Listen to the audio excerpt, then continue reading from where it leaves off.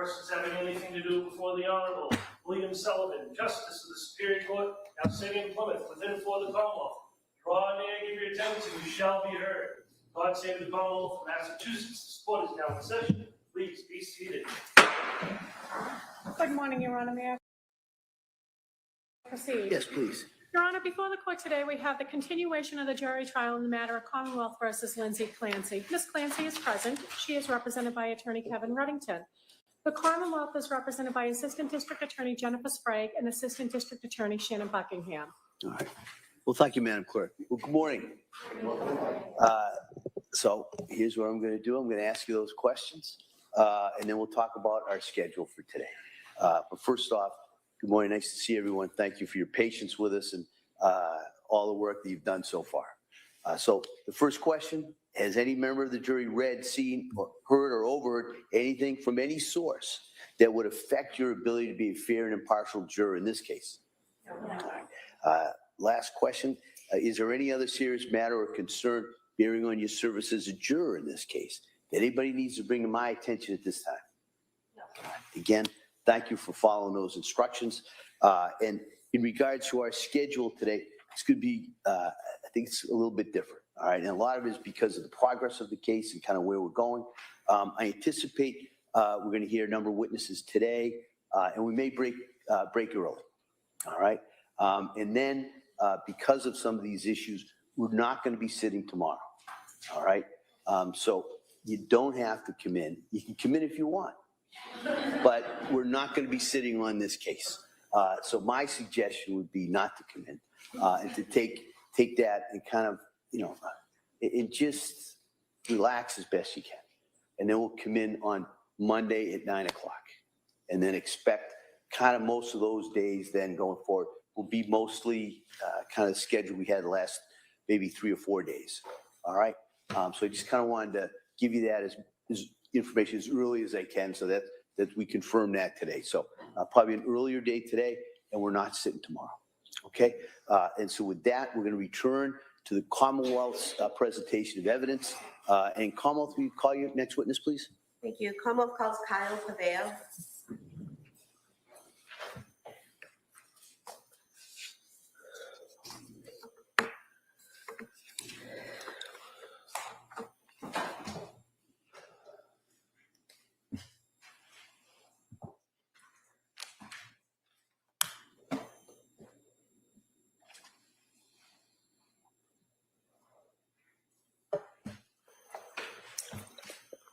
Your Honor, while we're waiting, I apologize. Can we just... Sure, yeah. Quick?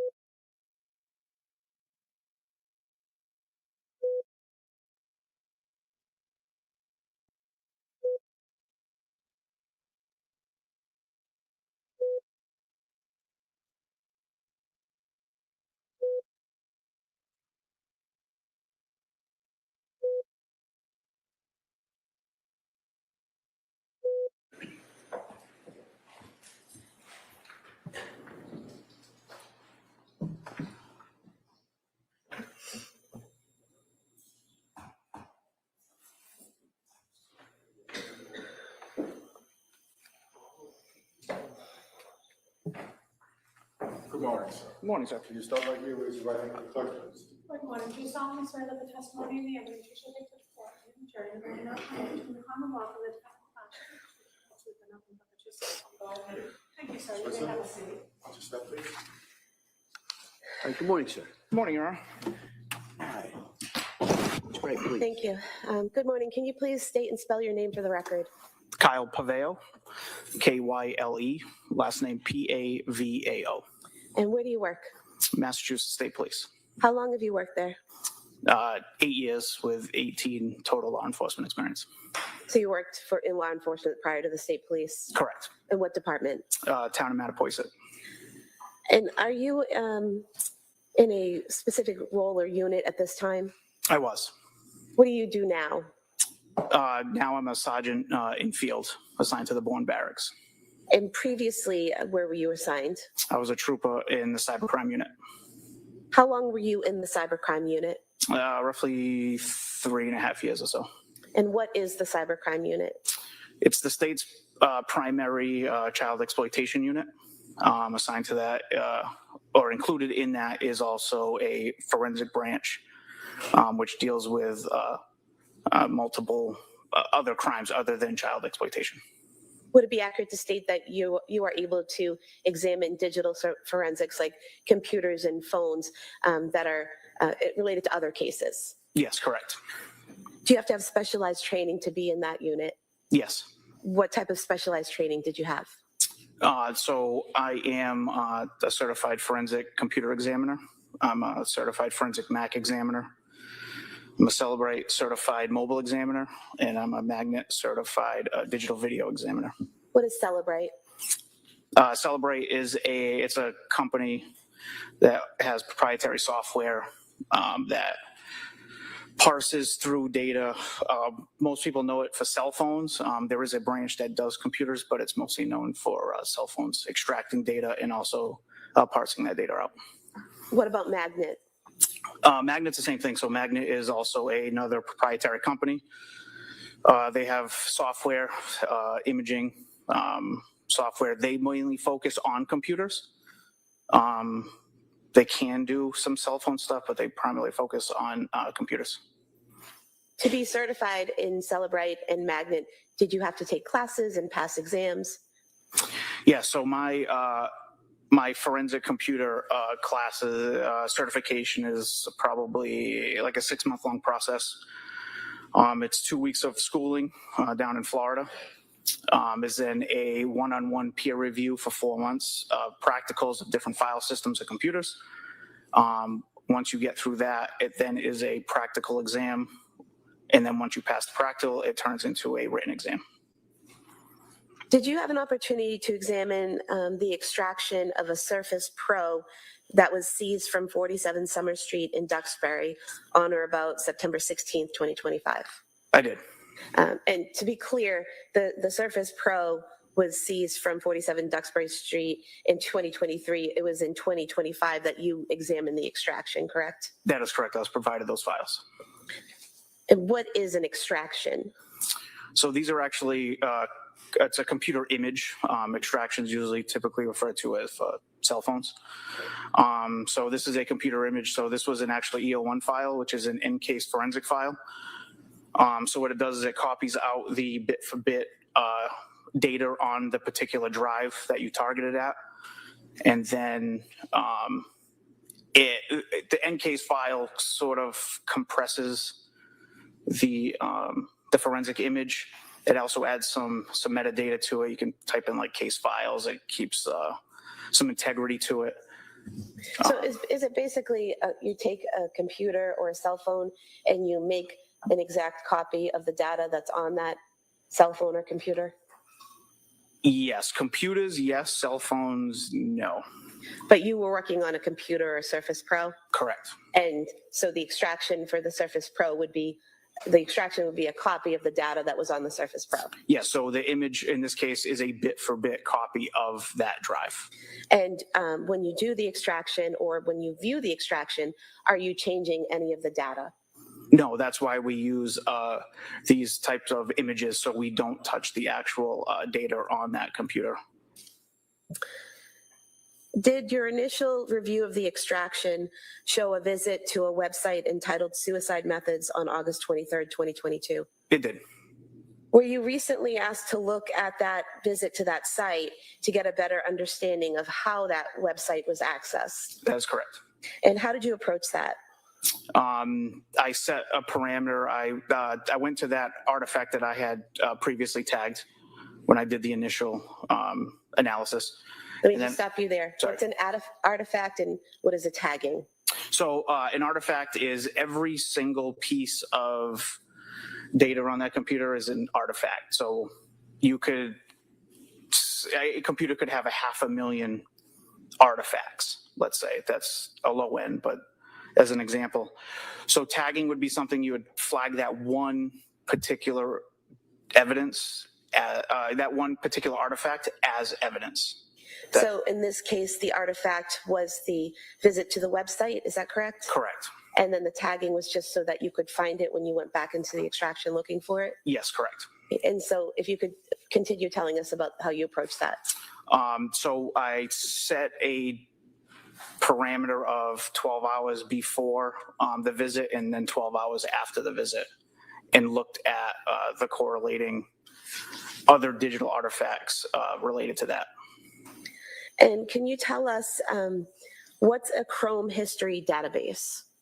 So that's the so a database essentially. This is a very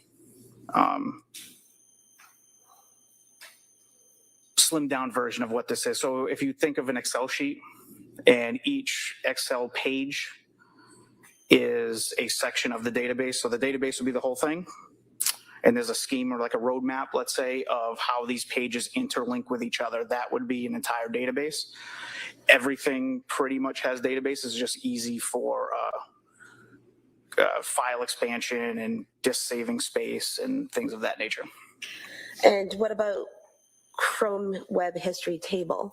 So a table would essentially be the Excel sheet that I explained before. It's a portion of the entire database. That particular one captures, without being a database engineer for Google, who created it, but that table tracks URLs, web page titles, dates and times. So is it basically a table that you get from the extraction that shows which websites that computer has visited? Correct. Each table has its own functions on different data it tracks, and then eventually it puts it all together. And what about a Chrome Web Visits table? So the visits table tracks things of were the web pages synced to the device, were they local to the device, are they typed, was it generated, was it gone there through a hyperlink? So basically, is it a table telling how each website was accessed, whether someone typed in a search for it or clicked a link? Correct. And you mentioned a couple different ways: typed, linked, generated. So typed would just be someone typing in the search bar something to search? Yeah, so typed could be a few different things. So typed would be somebody typed in an exact phrase or word. It also could flag the typed version, a typed flag if you copied and pasted something into the URL address bar. So if you're looking at a recipe for, say, cookies, and you copied cookies and pasted it into the search bar, would that be considered a typed event? Yes, correct. Or if you just typed cookies, that would be a typed event. Or cookies, or if you typed in, say you put CO for cookies, and then Chrome tried to auto-populate what they think you want to type, that would also create a typed event as well. And then you mentioned linked. What is a linked access? Link would be that you clicked on a hyperlink, which brought you to a different page. And what is a hyperlink? That would be it's a word phrasing, and then behind the word phrasing, there is a website coded behind that. Is that like when you go on a website and there are certain words that are underlined that you can click on and it will take you to another page? Yes, correct. Okay. What about generated? Generated is something that Google would suggest, Chrome would suggest. Now, what is the Wayback Machine? The Wayback Machine is a website that is it's I don't say monitored. It's created and maintained by the Internet Archive as a company. It's a 501(c) nonprofit. And what that does is it goes out on the internet. It takes snapshots of the internet web pages all over the entire internet, and then archives that. So you can go back in later. It started like in the mid 90s or so, but you can go back to pick a date, pick a year, and you can see what that website looked like at that time, or approximately. It doesn't copy minute for minute, day for day, but you'll get something around the time that you were looking for of what a particular page looked like at that day and time you want to see. So with regard to this case and looking into how that site, Suicide Methods, was accessed, what did you learn? Or what did you see? When I went back, Yeah, so go ahead. so I saw the first thing I saw was a Facebook visit at 9:40 that morning. 9:40 a.m. on August 23rd, 2022. Correct. And what was the Facebook? It was, the link was lynn.say. I believe it was 968. So Lindsay with a dot in between the D and the S, 969. 969, correct. And after the visit to the Lindsay.969 Facebook page, what happened next? There was a search in Spotify music for the singer Tom Hall. What time was that at? It was shortly after. Is your memory exhausted? Yes. Do you have your report with I do. you? With permission?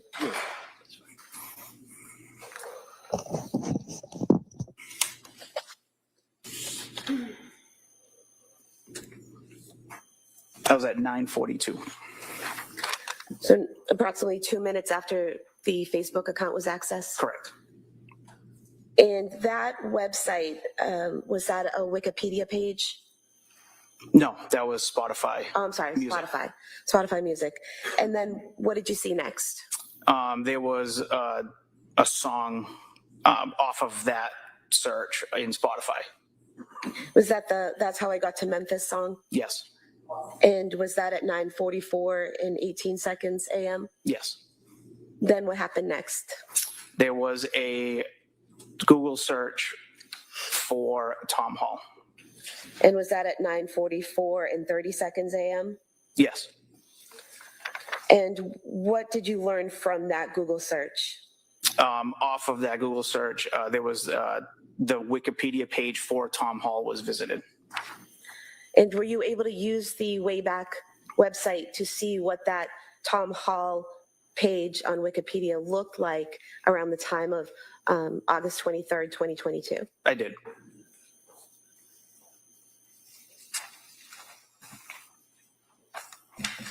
Is this a copy of that Wikipedia page from the Wayback Machine? Yes. We can have this marked as the next exhibit. No objection. All right. I have no objection to any of the documents. This is Tom T. Hall. Tom Hall, yes. All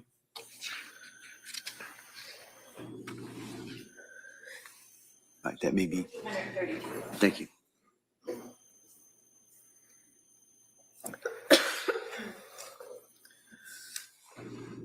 Could you see what happened next once the Wikipedia page for Tom Hall was visited? So I saw there was an anchor on the URL to the death section. What's that mean, an anchor to the death section? So an anchor would be put at the end of a URL, so a web address. So what an anchor does, it's a £sign followed by a section of that page. So if you think of it as, say you go on your banking website and it lists like a table of contents and it has login, mortgages, rates. If you click on, let's say, rates, it's going to jump all the way down to that page, just to that section. So it's a table of contents that's going to direct you directly to a certain section of the web page. And so on the Wikipedia, someone clicked on death and it brought them down to that portion? Correct. And in the death section, could you tell what happened once the person was in that area of the webpage? Yes. What happened there? So in the description that described, the Wikipedia page described of Tom Hall's death, there was some wording regarding a shooting related to his ultimate suicide. Go ahead. Showing you what's been marked now as 232. This portion here under death where it's self-inflicted gunshot wound to the head is underlined. Is that the portion you're referring to? Yes, correct. And that portion there with the underlining, is that what you were describing earlier as a hyperlink that you can click and it takes you somewhere else? Yes, so inside that phrasing, there's actually a URL behind that with an anchor as well. Now, something like that, that type of hyperlink, can you hover over that with the arrow that the mouse directs, hover over that and automatically be taken to that site? Or do you actually have to click on that link? No, you'd have to click on that phrase with the link behind it. And so, based on your examination of the Surface Pro in that area, was the hyperlink clicked on? Yes. And where did the hyperlink bring the person?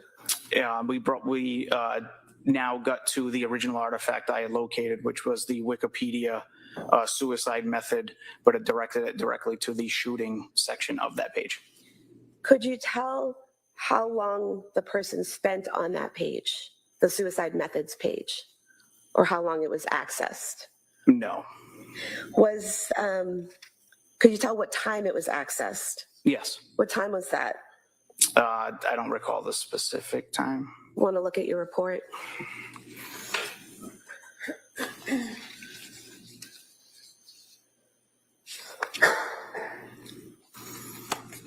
At 9:45 a.m. So 9:45 a.m. The suicide methods page was accessed. Is that Correct.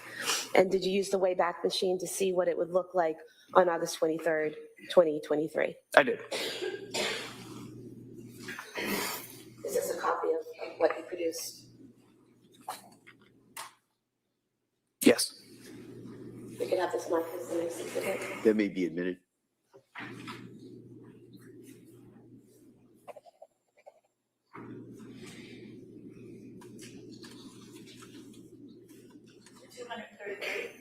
Thank you. And what could you see happening when from that page? I observed after that another Wikipedia page that went to the Grafton Bridge. And was that from a hyperlink within the suicide methods page? Yes.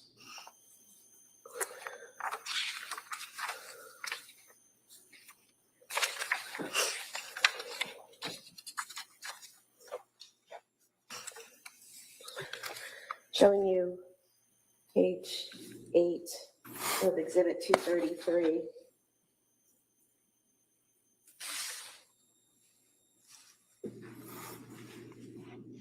So within this jumping section is where there was the hyperlink to that bridge. Correct. Here, Yes. Grafton Bridge. So again, the person had to click on that hyperlink to access Grafton Bridge. Yes, that would be correct. Now, you said that the suicide methods page was accessed at 9:45 a.m. What time was the Grafton Bridge web page accessed? That was shortly after that. Do you want to look at your report?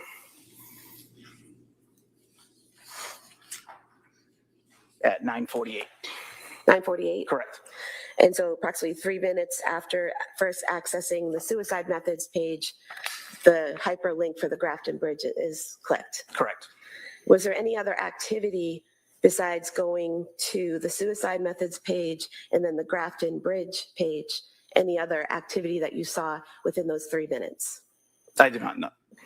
And so did you do the Wayback Machine again for the Grafton Bridge? I did. This is a fair and accurate copy of that page. Yes. We can have this marked as exhibit 234, Right. please. That may be admitted. Exhibit 234.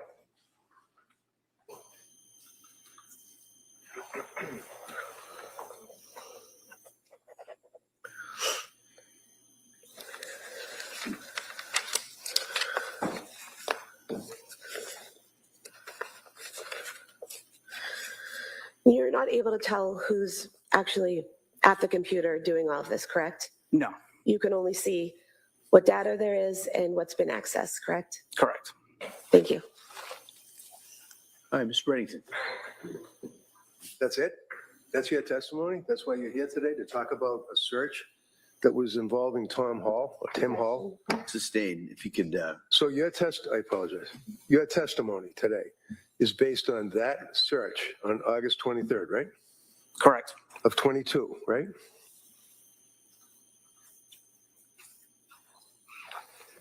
And you were working as a state police officer back then, right?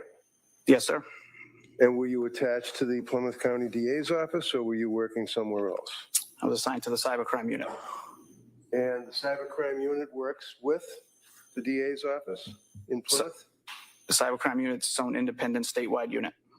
So in the sense that you're independent, it's still the district attorney and his assistant DAs that would reach out to the cybercrime unit and ask for help, right? Or it could be the troopers assigned to the state police detective unit. Joshua McElligott. He was the lead investigator on this case, right? I assume so. Okay. So you were tasked to analyze the computer, the Surface Pro computer, right? Yes, correct. And by all accounts, that was owned by Pat Clancy. Is that correct? That is correct. And it was located in his office, right? I don't know where it was located. Okay. It's fair to say that when you analyzed the computer back in September, October of 2025, it was an investigatory role that you were using to locate potential evidence, right? Correct. And what is it you were looking for? I was provided a search warrant with search terms, and that's as far as I knew of the case. And what were the search terms? I don't recall specifically, but they were spelled out in the search warrant. So when you have search terms, you take a person's computer, and then what do? You access it through a device? So I was provided the images. I never saw the physical computer. So when you got the images, you were able to load them up onto your computer, I imagine? Yes, we'll use a tool to help parse through that data. Correct. And then as a result of that, you were able to plug in words that you could search for, right? Yes. For example, like suicide? Suicide would be one. Drugs? I mean, I don't think that pertained in this case, but you could search. It did. That I don't recall the specific terms in the search warrant. Okay.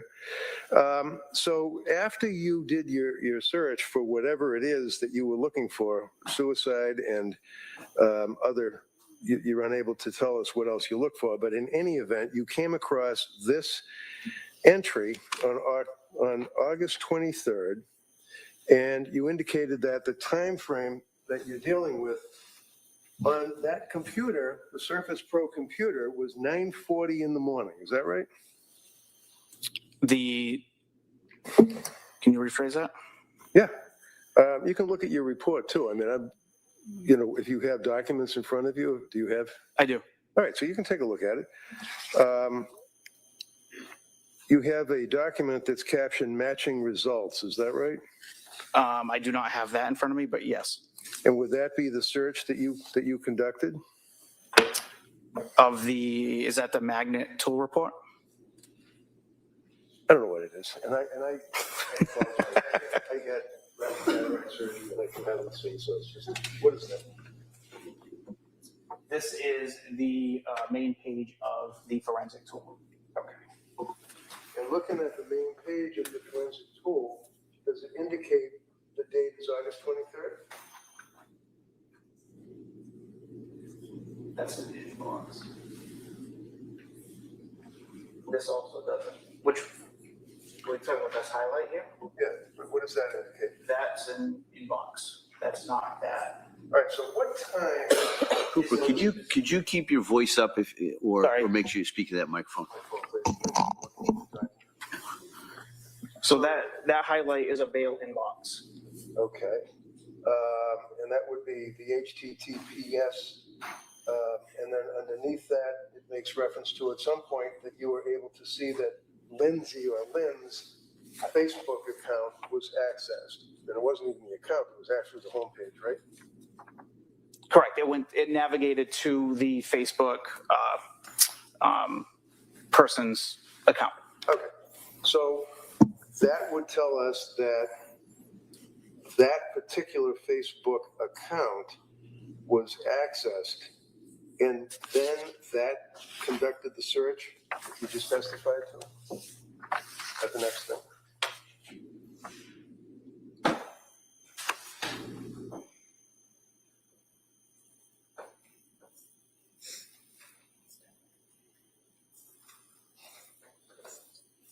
This does not have, this here does not have Facebook, does it? All right, answers if you want. How about this next one? Does that have the Facebook visit? This one does, yes, correct. If you want to take one. Both of us. Yeah, both of us. Blind. Yes, that'd be right here. All right.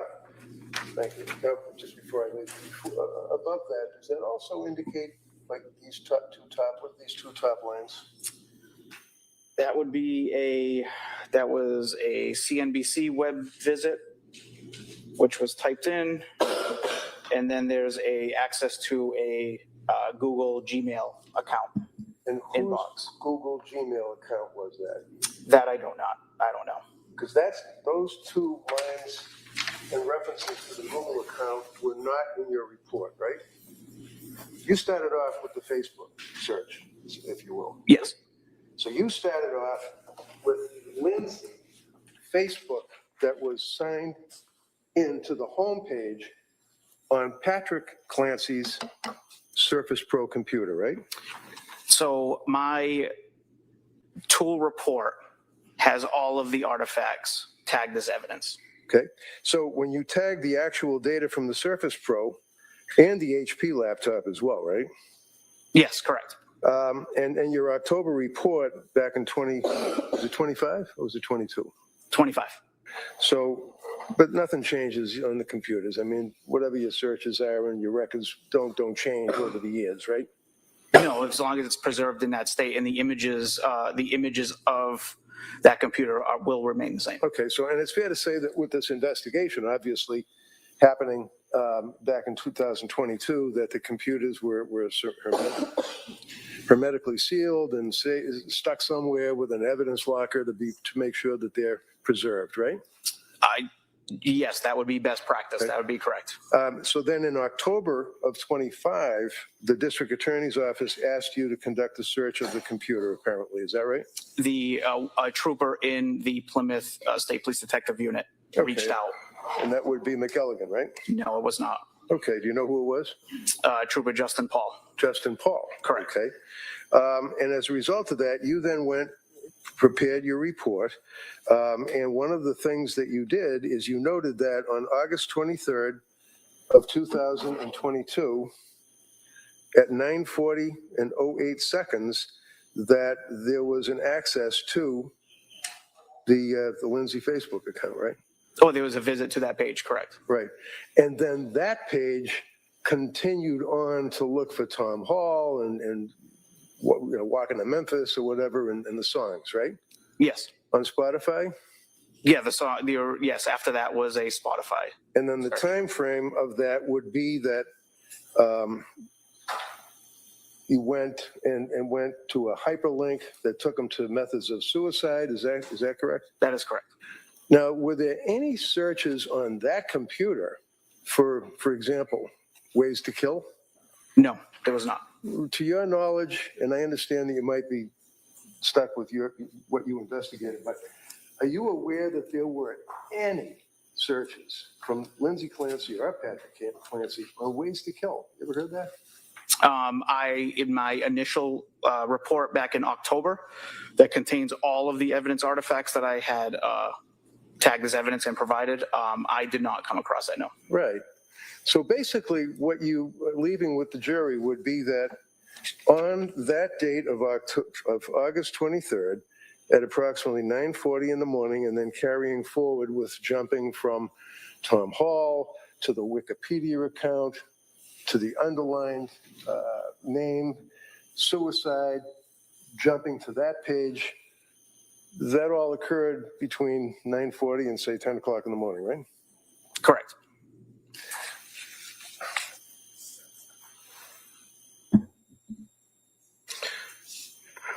Did you know, sir, that on August 23rd, prior to your report indicating the Facebook account, that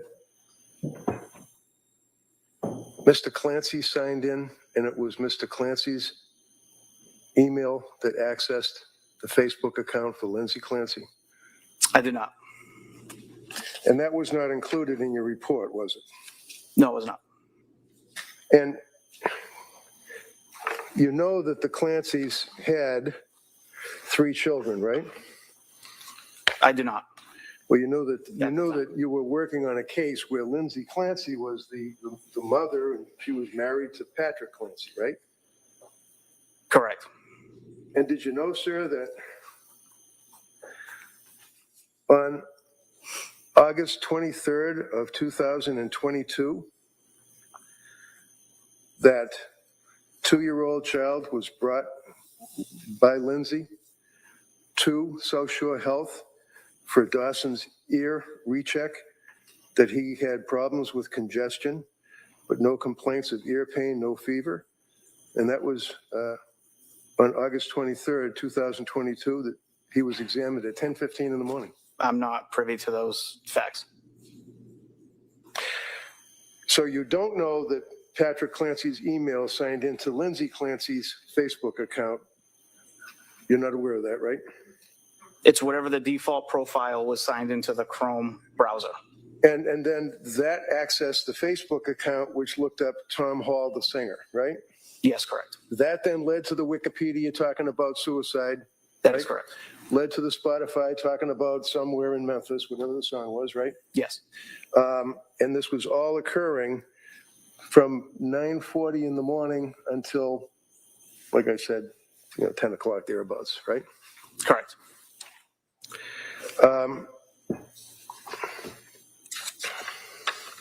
You tagged actual data from the Surface Pro as well as the HP laptop, right? I did. And your October report contained searches from the Surface Pro, right? Yes. And you recall, for example, just a representative sample that, and this would be on the Surface Pro computer. Now we're jumping ahead to December 5, not August of 22, December of 22. One of the inquiries of the Google searches was what to do when a psychiatrist overprescribed, right? Yes. Searches for medications, right? Yes. Including Lamictal, right? Correct. Can bipolar disorder be temporary, right? Yes. Can benzos reveal bipolar disorder, right? Yes. How long are detox programs, right? Yes. What is DBT?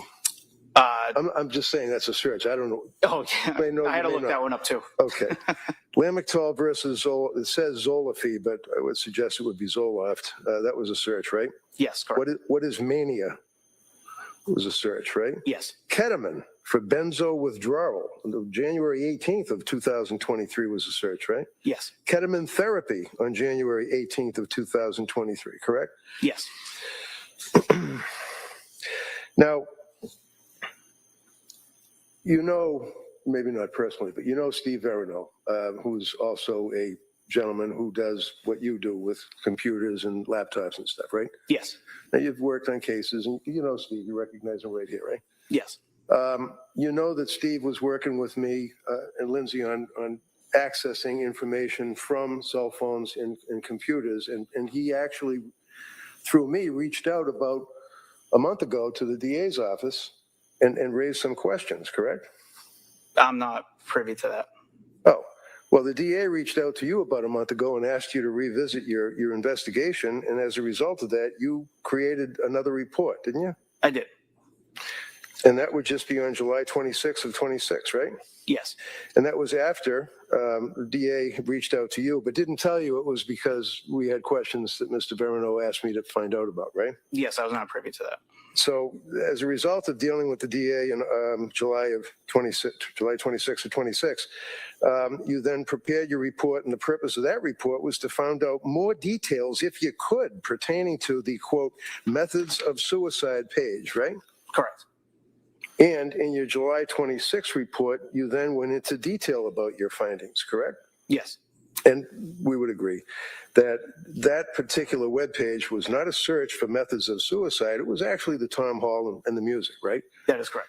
And then the URL shows access to Lindsay's Facebook profile, correct? You accessed and found out that Lindsay's Facebook profile Was a web visit. Right. Yes, correct. But you don't know that it was Lindsay that was actually using that computer to search for Tom Hall, right? I don't know who was sitting behind that. You don't know that Patrick Clancy plays the guitar, do you? I do not. You don't know that Patrick Clancy is a music aficionado, right? I do not. You don't know that Patrick Clancy enjoyed Tom Hall music, do you? I do not know that. And you certainly don't want to leave it with this jury that Lindsay was looking up ways to commit suicide in August of 22, do you? All I'm presenting is the facts that were presented in front of me.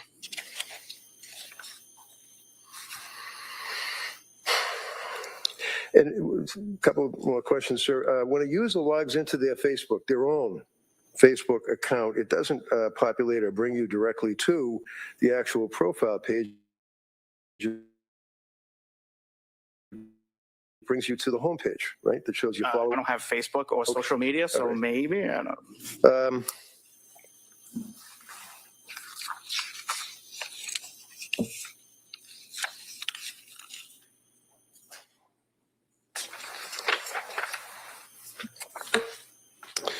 That's all I have for this gentleman, Your Honor. All right. Come up. I would ask if I could, Judge, the two documents that I was questioning him from, could I introduce those into evidence? I think he agreed that that was part of the search.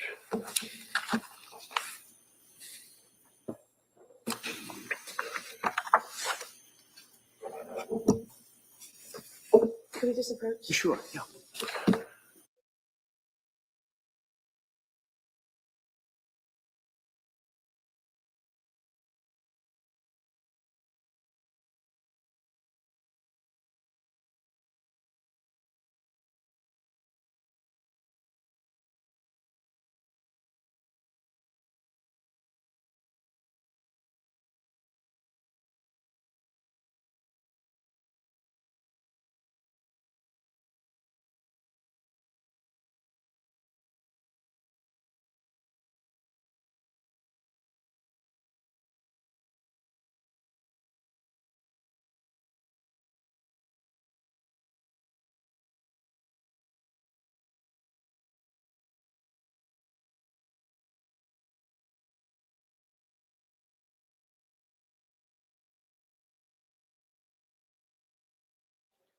Thank you. That may be admitted. And, Your Honor, I would offer, if I could, the medical records from the pediatrics associates that, They're already in evidence. well, I'd like to have it focused on that. You don't mind if we put that. What we mark that for identification, we can address whether or not, I want to double check. I haven't gone through all the records either. Oh, I understand. We'll mark that for identification. Thank you, sir. Thank you. It's 235 exhibit for identification. Sir, just for clarification, before when I was doing direct, if at any point I said August 23rd, 2023, what you did when you did the Wayback Machine was searches for around the time period of August 22nd, 2022, correct? Correct. And anything that you looked at that day regarding the search for suicide methods or any of the other places that were visited were August 23rd, 2022, correct? Correct, 2022. And the visit to the Grafton Bridge Wikipedia page was at 9:48 a.m., correct? Not 10 a.m.?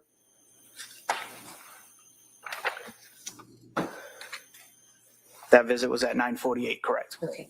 And defense counsel asked you about the defendant being at the doctor's at 10:15 a.m.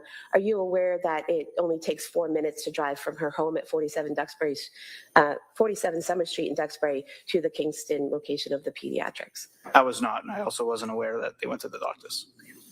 And you can't tell us who was behind the computer at different times, correct?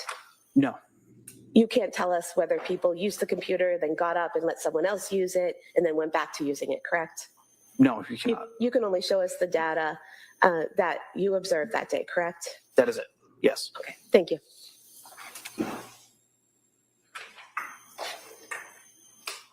So, thank you. What has been marked for P for identification, which would constitute the health information records from the South Shore Health,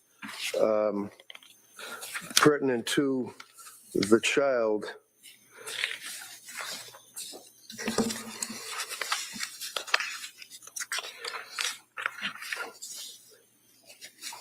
You're aware, sir, that the records, or you're aware, sir, you're not aware that the child was brought to the doctors not at 10:15, but was brought to the doctors around 10 o'clock in the morning.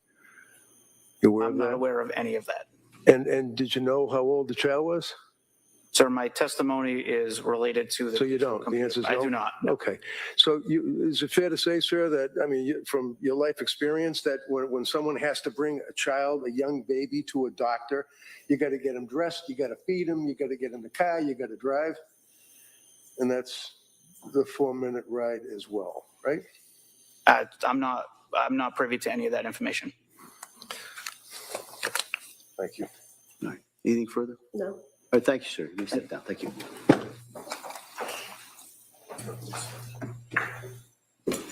Commonwealth calls Timothy Chiappini.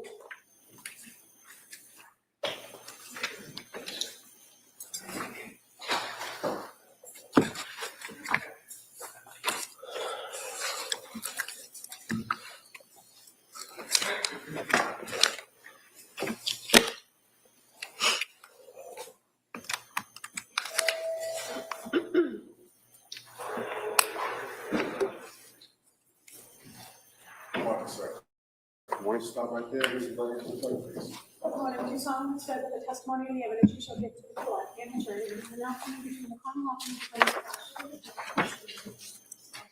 defendant? Thank you, sir. You may have a seat. Want to stop, please? All right. Good morning, sir. Attorney Sprague, please. Thank you. Good morning. Can you please state and spell your name for the record?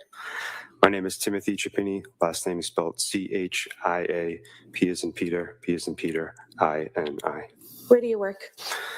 I work for the Commonwealth of Massachusetts for the Department of State Police. How long have you worked for the state police? I graduated the academy in March of 2012. What is your current assignment? I am currently the unit commander for the Critical Incident Technical Investigations Team How long have you been doing that? since approximately April of this year. What was your assignment in January of 2023? I was assigned to the State Police Detective Unit for the Plymouth County District Attorney's Office. Do you have specialized training in cell phone forensics? I do. And could you describe that, please? I was initially certified as a Celebrite physical operator and a Celebrite certified operator, Celebrite certified physical analyst in March of 2017. And are you also trained in gray key and magnet? I have been trained in Gray Key examination since August of 2021, and I've been familiar with the forensic program known as Axiom in that course, but I'm not certified in Axiom. And regarding Celebrite, can you describe that software for us? Celebrite is a forensic access and acquisition tool for cell phone or mobile device forensic extractions. It also has an analysis component as well. And were you asked to do a forensic analysis on a cell phone belonging to Lindsay Clancy in 2023? Oh, I'm sorry. Yes, ma'am. Celebrite is an access and acquisition tool for mobile device forensics and cell phone extractions. It also has an analysis component for extractions. And were you asked to do a forensic analysis on a cell phone belonging to Lindsay Clancy in 2023? I was. Did you do that? I did. And how did you do that? I performed an advanced logical extraction on the iPhone device belonging to Lindsay Clancy. Can you tell us what that means in just lay terms that we could all understand?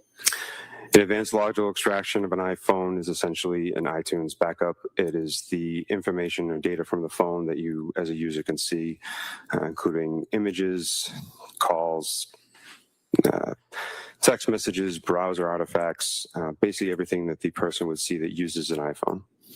And is it just making a copy of everything that you could see on that phone? That's correct. And what is the analysis portion you mentioned you do celebrate extraction and celebrate analysis. What's the analysis portion? In January of 2023, the analysis software would be Celebrate Physical Analyzer. And with that, you can also export a report to be utilized in Celebrate Reader. So basically, are you just taking someone's phone, making a copy of the data that's on it, and then looking through the data? That's correct. Is it an exact copy? Yes. When the phone is forensically extracted by the Celebrate software, a hash value is created. A hash value is a unique digital fingerprint of the extraction.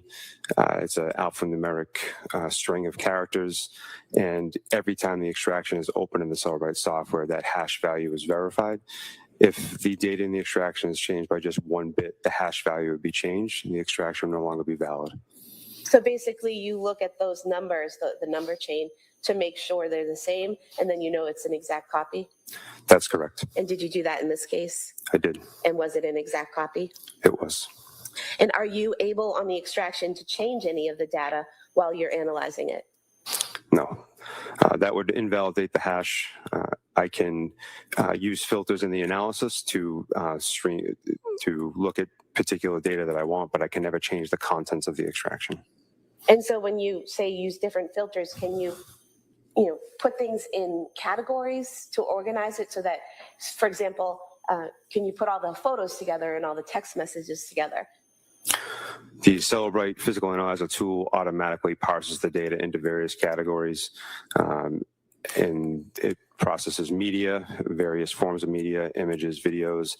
It processes different direct communication, whether it be through a web application such as Instagram or the native messaging application on the device known as iMessage. So it parses the information automatically, and you're allowed to look at different categories. So does it create a report with all the data? I can create a report from the extraction, and it has all the data contained in the report, and I can filter it based on the parameters that I'm allowed to look at legally. And when you do that extraction of a phone, do you get everything that's on the phone?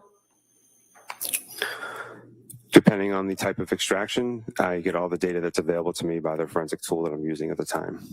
So do forensic tools improve over time to allow examiners to get more and more data from phones? Yes.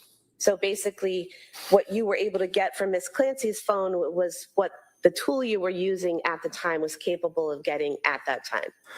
I performed the most comprehensive extraction type that I was able to do at the time of the examination. And then there were improvements to that system following what you did that may have allowed other examiners to get more information. That's correct. Were you asked to generate some reports about certain sections of the defendant's phone? I was. We could pull up the...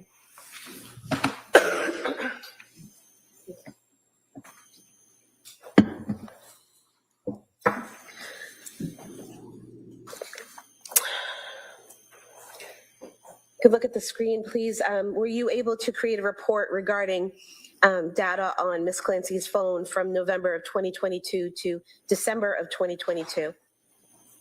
Yes. Can you zoom in on that, please?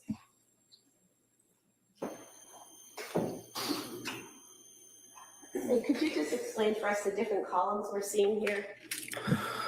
The columns are automatically generated by the software when you create a supplemental report. This is a supplemental report created through the Celebrate Physical Analyzer software analysis tool. When you create the supplemental report, you can stipulate to certain parameters, certain content, certain timeframes based on your investigation. In this case, there are multiple columns at the top reflecting the different types of data, the timestamp for that data, a description in the source file for the data. This is a timeline report, and therefore it reflects those exact columns, and that is predetermined by the software. So for example, where it says type, what is that telling us? That's where Celebrate has parsed the data and categorized it based on the forensic extraction. So there at number 1, where it says activity sensitive data, what is that? That would be the data from the health database within the phone. If there was something in the direction box, what is direction? Direction could be related to a call incoming to the device or outgoing from the device. So if one was a phone call, it would say to or from, I believe the exact categorization would be incoming or outgoing. incoming or outgoing, okay. And then the attachment box? Attachment box would be associated with a message, typically a MMS message or multimedia message. A text message that contains a photo would be listed as an attachment. It could also be associated with an email that has an attachment or some type of transaction on the phone that resulted in something being attributed as an attachment. And then what about the location box? If the data source has location information associated with it, then that box would have data filled out. This report is 768 pages, so there's a variety of sources of data within this report. And what about timestamp? Where it says timestamp, the date and time, is that Eastern Standard Time? It is UTC -5 as the time of this search warrant, the time frame of this incident occurred in January of 2023. Therefore, the extraction reflects the exact time frame of the time zone of the device at the time of the extraction. And where it says party, what would be in that column? Again, this is a timeline report. Therefore, there's a variety of data sources contained within it. There is chats or messages that occur from the user of the device to other people, and those parties would be listed within the chat, otherwise known as a group message. So if it was a text message, the direction would say incoming or outgoing, and the party would say who the text was to or from. It would say who the participants are in the conversation. So if it's one person you're texting, it would have that person's name, but if you're in a group text, it would have all of the names? Correct. And then what about the description box? Description box is based on the database information. It has some information associated with the actual data that was parsed by Celebrate. It also provides the source file. The source file is the database that Celebrate parsed the data from. Everything that you see as far as activity sensor data or any other categorizations, that's done by the software. The software parses that data to make it more readable for the examiner, but everything is associated with an actual database within the device. And so, for example, where it says source health, that's coming from the health section of the phone? Specifically the health database, Health DB. And where it says source file, Lindsay's, how does that name populate there for source file? Indicating that it comes from Lindsay's iPhone. That is the name that the software detects from the name of the device when it conducts the extraction. Where the box for party, if it's a phone call or a text message and it has a person's name in there, say I text you and your name is there, how does that populate? How does your name get into that box? Is it something that the phone gets from incoming information, or is it something that's in my phone? The tool is only able to take the information that is present on the device at the time. In order for contact to be in a phone, it would have to be entered by the user.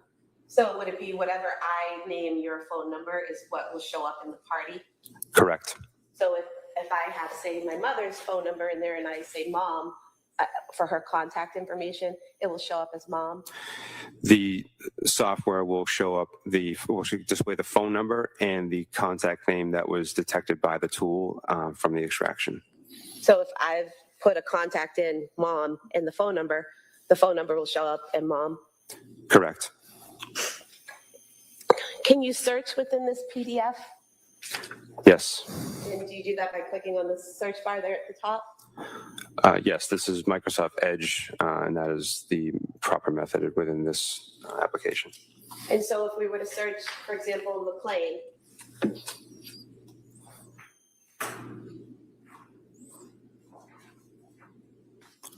I'm not sure of the spelling.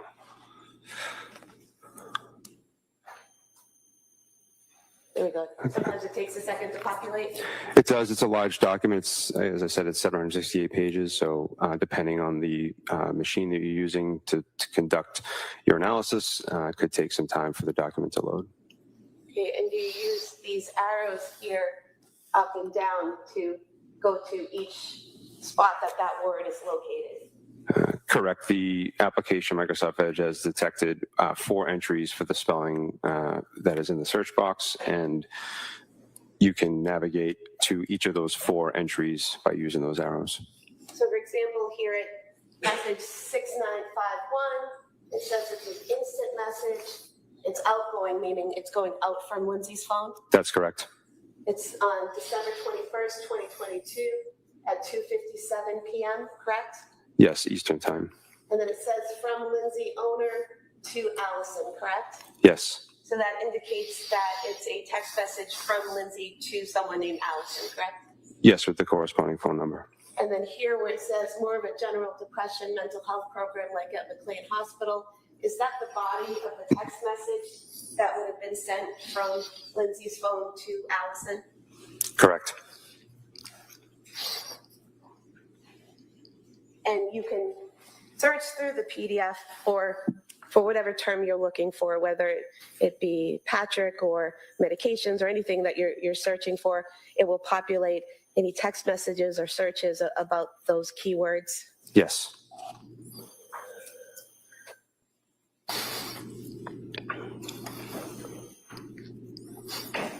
If we could have the next one, please.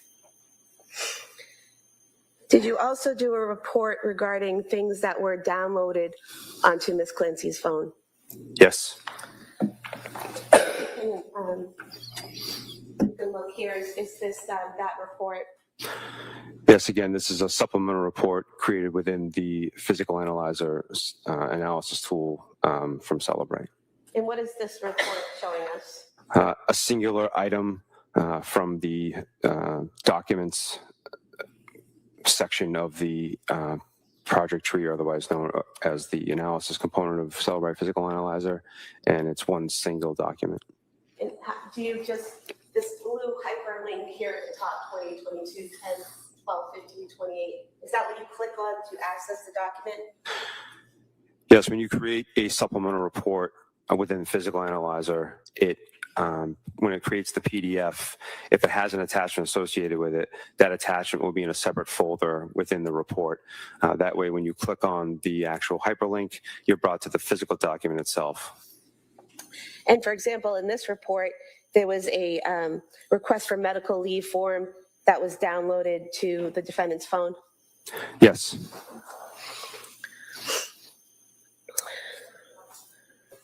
If we could go to the next one, please.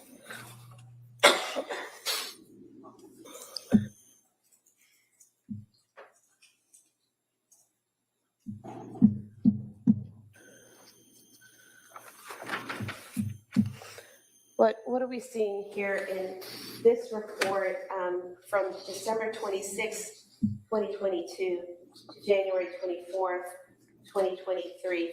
Is this the same type of search for any information and data on the phone during that time period? Again, a timeline report is a chronological report of a sequence of events on the device, and it has the same categories as the previous exhibit.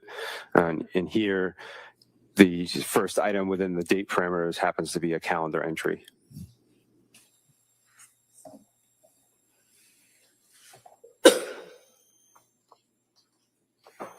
And so if we go here to page 846 of the document, can you explain for us here, is this web history, website visits that are documented on the phone?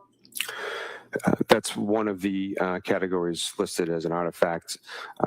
The items shown here on the screen are all associated with web browsing. And here where we see 10773 and 10774, and they both state, can you treat a sociopath? Those are two entries that have basically the same search term, correct? Yes. And that was on January 20th, 2023? Yes. And they both say 8:28, 29 p.m. So is it possible to do two searches at the same time, like it is displayed there? The Celebrite Physical Analyzer tool parses the information in ways that the information can be categorized in a multitude of ways. Simply because there is more than one entry does not mean that something was done more than once. It's simply just a category that Celebrite has identified. You could have an item that's in searched items because that's what the tool has identified as a searched item. Also within web history, as in the search item occurred within the web history. Does not necessarily mean that it was done more than once. It's the job of the examiner to be able to look at the timestamps and the associated databases to determine, is this more than one entry or the same action just categorized in multiple ways? And when reviewing Ms. Clancy's phone, did you see numerous occasions where it looked like something was searched multiple times, but it all had the same exact timestamp? That's correct. And so what you just testified to make sure I'm understanding it, would it be accurate to state that one search could be documented and located in many different areas of the phone? It could be parsed in multiple ways by the analysis tool. So basically categorized? Correct. So it's one search that's categorized as multiple different things? That's possible. And so here, where we had the search at the same exact time down to the second, that appears to be one search for can you treat a sociopath, not two, correct? Yes.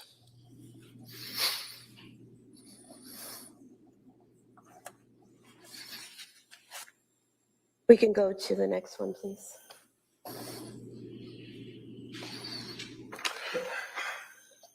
Now, this area here, the separate report, is this the notes that were found on Ms. Clancy's phone? That's correct. And if we could zoom in on that, please. And it's basically detailed in journal form, correct? Yes. Starting October 24th, 2022, and moving down, correct? The summary portion that you just pointed to is automatically generated by the application when it reads the first few lines of text. The more relevant date is in the column to the left. So over here, where it says created, October 25th, 2022, that's when the note is first created? That is the date that's detected by the analysis tool from the operating system of the device. What does modified mean? That's the date that was detected by the forensic tool and the last time that this note was modified according to the operating system. Modified being that it was changed in some way? Yes. And so if I start a note in my phone on October 25th and I go in there every day and change it, and the last time I change it is November 3rd, will it show every modification or just the last modification? The only date timestamp that will show is the last modification, unless the forensic tool is able to categorize each time the note was changed. I'm only able to detect the modified timestamp or last modified timestamp and just the entirety of the note. And excuse me, you don't know how many times this note was modified, correct? Based on this forensic tool and this artifact, no. Can you tell what within the note was changed? I cannot. So everything could have been the same and maybe a date changed, or there could have just been a date and everything was changed on November 3rd. You just don't know. There could just been a one character change on the last modified date, but with this forensic tool and this artifact. What's the date? November 3rd. Thank you. And if we could just scroll down to the October 25th entry. And I would just like you to read this portion of the note. I would read it, I'm sorry, but I'm having some difficulty. Okay. I'm sad and depressed because I am not able to parent my third child like my first. I want to treat any one of my babies like my first, but I know that's not a feasible possibility. I'm sad that I stopped breastfeeding. I feel not as connected with Cal now. I think I sort of resent my other children because they prevent me from treating Cal like my first baby. And I know that's not fair to them. I know that. I was feeling so depressed last evening when Cora and Dawson came home from school. I know it runs off on them, so we had a pretty rough evening. I want to feel love and connection with all my kids. I'm also probably having a bit of an internal conflict because my whole life I wanted to have a lot of kids. I still don't want Cal to be our last, but I have a lot of figuring out to do before I have another. I'm on the fence about starting a new medication for anxiety/depression. I just want to feel happy. I want to be able to relax and take care of my kids. And then when they go to bed at night, I want to deeply relax and hang out with Pat and then fall into a deep sleep for 8 hours, get up and pour hard into myself for an hour and a half. Cal was so very planned and desired. I want to be able to give him all the love he deserves. I guess that's what it's like to be the third child, though. He's not the first third child to ever exist. I think I know he'll be okay, but it's really hard for me. I hate that he has to put himself to sleep. I'm sad I'm not breastfeeding anymore, but I think deep down, these are the right choices.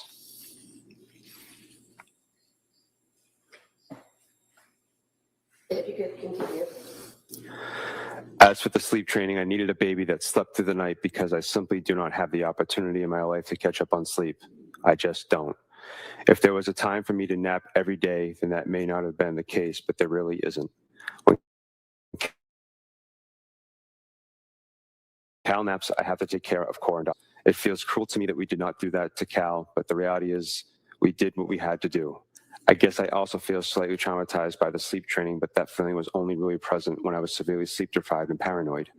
I know what we did was the right thing and okay. As for the breastfeeding, it kind of goes hand in hand with the sleep training. Once he started sleeping most of the night, it was then a daily struggle to keep up my milk supply. I was having to take a ton of supplements and constantly think about eating and drinking enough to keep the supply up. And then I was having to think about pumping extra to keep it up. And that was really hard to do with Cora and Dawson around. When I tried to leave Cal to go out with Cora and Dawson, I was stressed about the pumping, and not to mention the fact that Cal was at home and not taking a bottle. So it was a battle of if I should pump or not. I know I did the right thing because I need to be able to leave Cal with someone and get fed. As much as I don't want to leave him, I need to be able to. I need to be able to be present with my other kids. I still really, really want a fourth child, but I need a really good therapist before then. I'm on the fence about starting a new med or not. I want to feel happy, but it would be nice to feel authentically happy and not fake. But I need to feel happier than I did last evening because then I was pretty depressed and not enjoying any of my children. It was really sad. I needed the breastfeeding off of my plate. I'm struggling so hard because I wanted to parent each of my kids like my first, and since I can't, that's depressing to me. This is definitely the root cause of all our problems. Now I feel like I'm not parenting any of my kids the way I want to, and that makes me sad too. But I'm going to try my best today. Things I love doing that help me love and appreciate and enjoy my kids are activities with them. I definitely started having some depression after Cora, but once I started getting up and out with her, I felt much better. I think signing Cal up for baby music class would be a great thing. Maybe Fridays can be my day with him. I've just fallen out of the habit of doing anything fun, anything for myself, anything with Pat, and I need to work on that. On a positive note, I had a great deep night of sleep. I'm terrified of something happening to my kids or doing something wrong to mess up their development. Our generation is inundated with information about every aspect of parenting and everything that go wrong if you don't get it right, and all the scary things happening in the world. It's insane. For the last 5 years, I've just filled my mind with all things parenting, and it's just unhealthy. Thank you.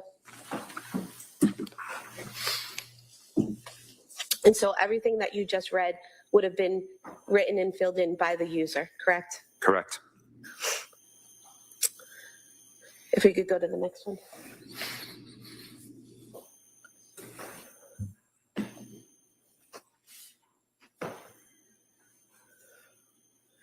This is another note, is that correct? That's correct. And this note, it says it was created December 22nd, 2022. But then it was modified on January 23rd, 2023, correct? Yes. And this note here, again, we don't know how many times it was modified. You just know the last date it was modified, correct? That's correct. And you don't know what was changed in the note. You just know that something was. Correct. Okay. If we could go to the next one.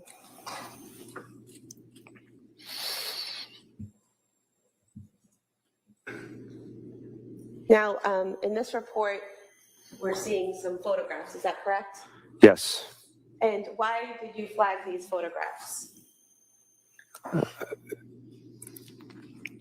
The photographs had multiple modification dates relevant to the investigation. How so?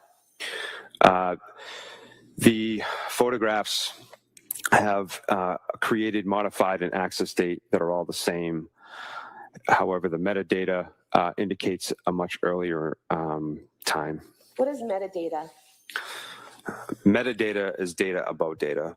An image is data, and with the Cellbrite physical analyzer tool, you're able to see the data about, in this case, an image. Metadata would be the device used to capture the image. It would be potentially based on the user settings, location data associated with the image, where the image was when it was taken, where the device was when the image was taken. A lot of times it'll tell the size of the image or the type of image file that it is. And so basically, when you look at the metadata of a photograph, you can tell what device was used to take it and the date that the photograph was taken on? Correct. And can you also tell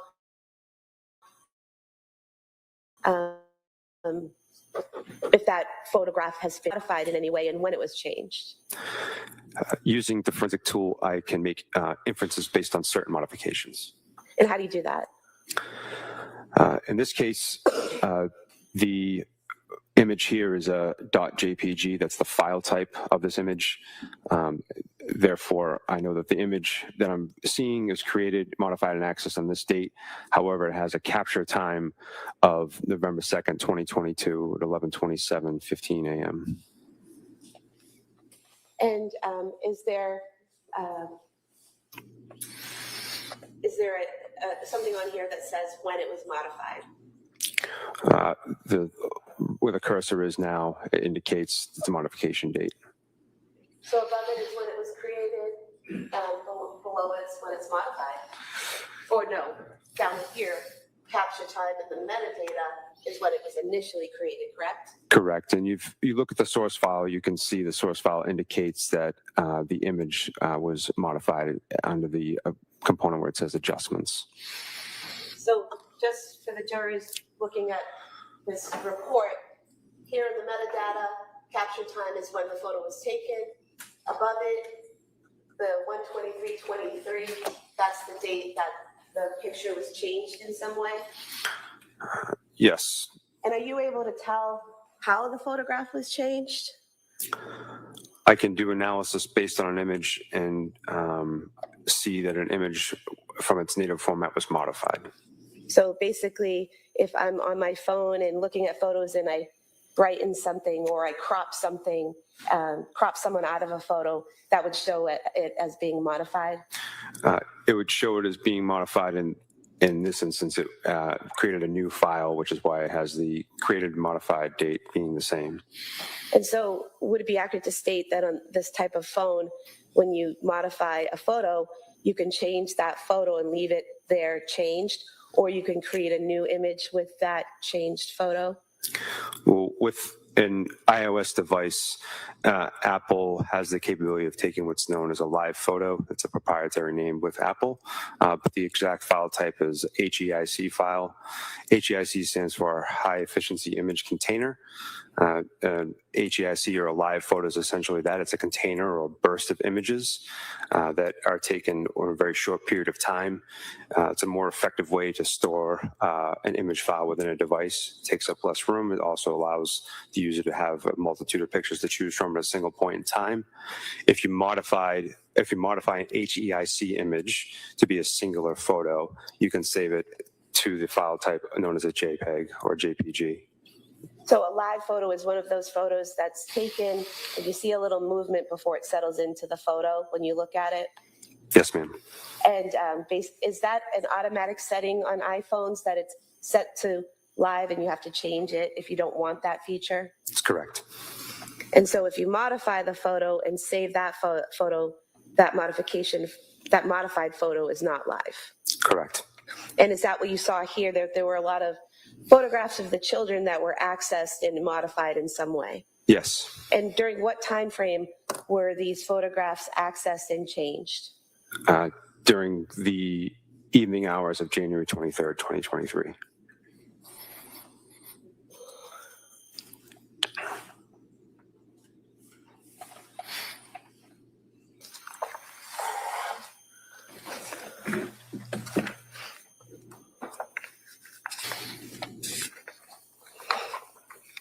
Okay, if we could go to the next, please.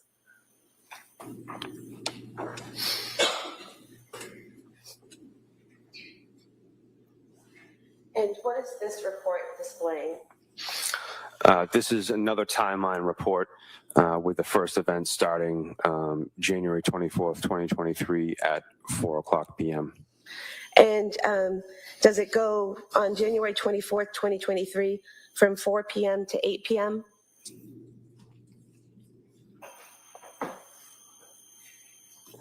That's correct. It encompasses everything that would be before that time frame. It appears the last entry is 7:02:01 p.m. And this would contain all of the things that were done with the phone between 4 and 8 p.m. on January 24th, 2023. Is that correct? Everything that was detected by the forensic tool based on the extraction type. Okay. And if we could go to the time frame 4:30 to 4:35.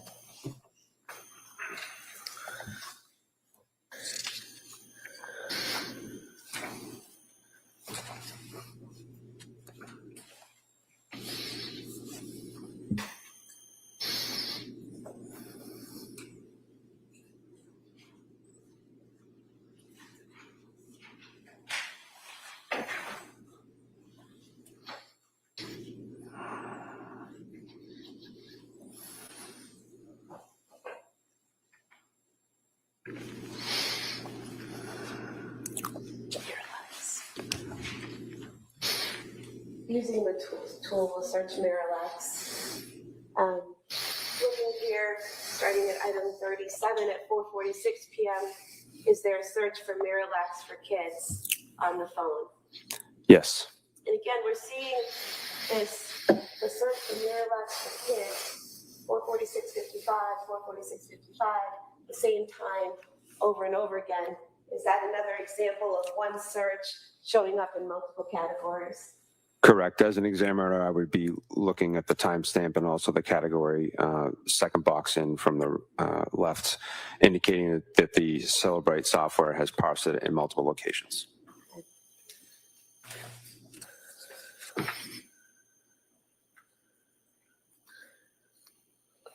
If you could start reading.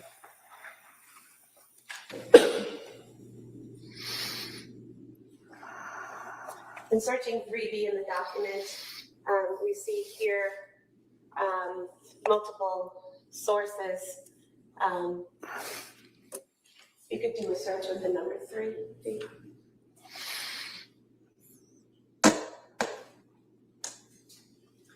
So we see here at 4:43 p.m. on January 24th, a search for the 3B menu, correct? Yes. If we could scroll down a little. And again, those are all at the same time, so they indicate one search for the menu. Yes, and the tools parsed it in multiple categories. And if we could go back.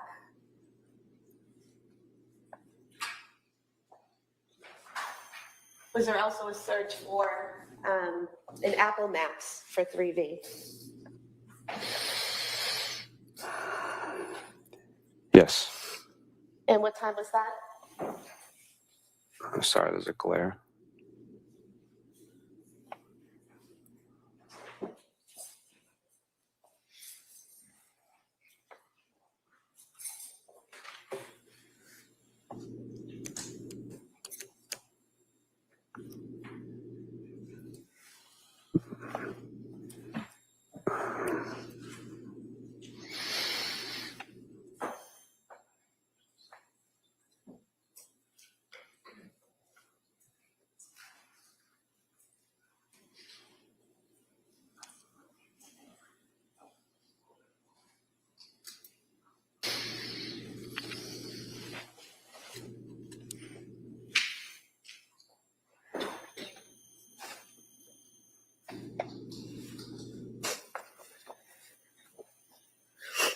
If we could go to 4:13 p.m.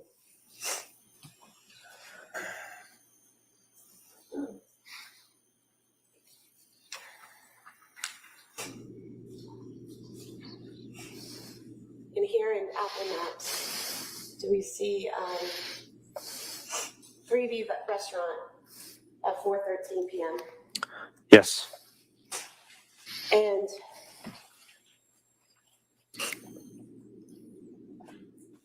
when you're using a map feature to look up a location, such as Apple Maps, what type of information do you learn when you plug in a location or an address into Apple Maps?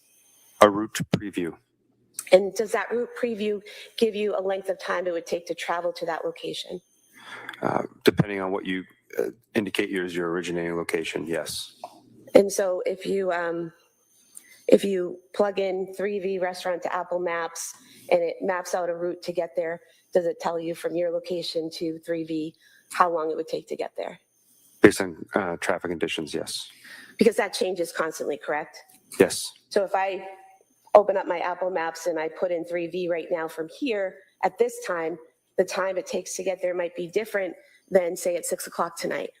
Yes.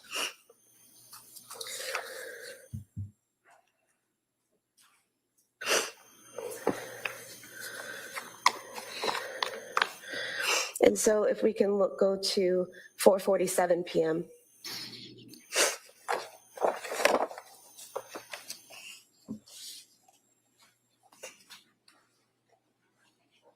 And here at 4:47 p.m., again, we're seeing the search for kids Miralax, correct?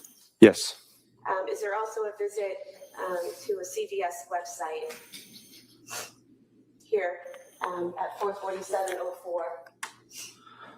Yes, it's categorized in multiple categories within the tool, but it parsed an artifact at that time. If you could scroll down a little, please. To the phone call, the next phone call, right here. This outgoing phone call at 4:48:21 to 781-585-6581. Did you learn that that was a phone call to the CVS at 189 Summer Street in Kingston? Yes. And so that would be an outgoing phone call from the defendant's phone to CVS. Yes. Can we go to 4:53 p.m., please?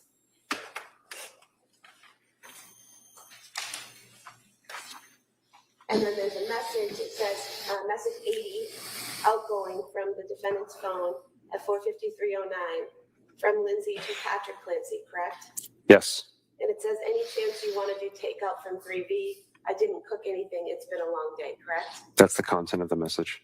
Is there a response in message 82 from Patrick to Lindsay?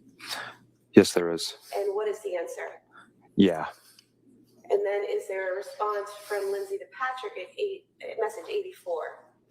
Yes. And what is that? Okie dokie. And then message 86, again from Lindsay to Patrick, does she send him another message? She does. And what does that say? Check the menu when you can. And then if you can scroll down to the next message. Is that message 90 from Patrick to Lindsay asking if Callan just got up? It is. And then message number 92, is that from Patrick to Lindsay saying also, what are you getting? Yes.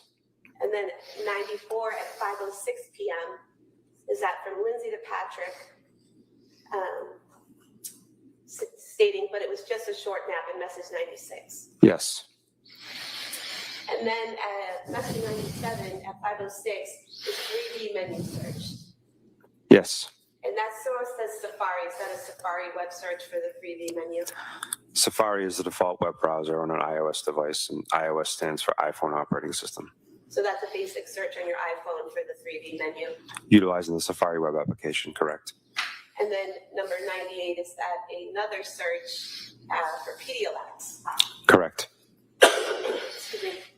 Now both the search for 3D menu and the search for Pedialyte are at 5:06:45. How does that happen? That there are two searches for two different things at the same time. Can you repeat the question? So you have in message 97, you have on January 24th, 2023 at 5:06:45, a search for 3V menu. Then the same date at the same time, a search for PDLF. And what's the question? How does it happen that you have two searches at the same time?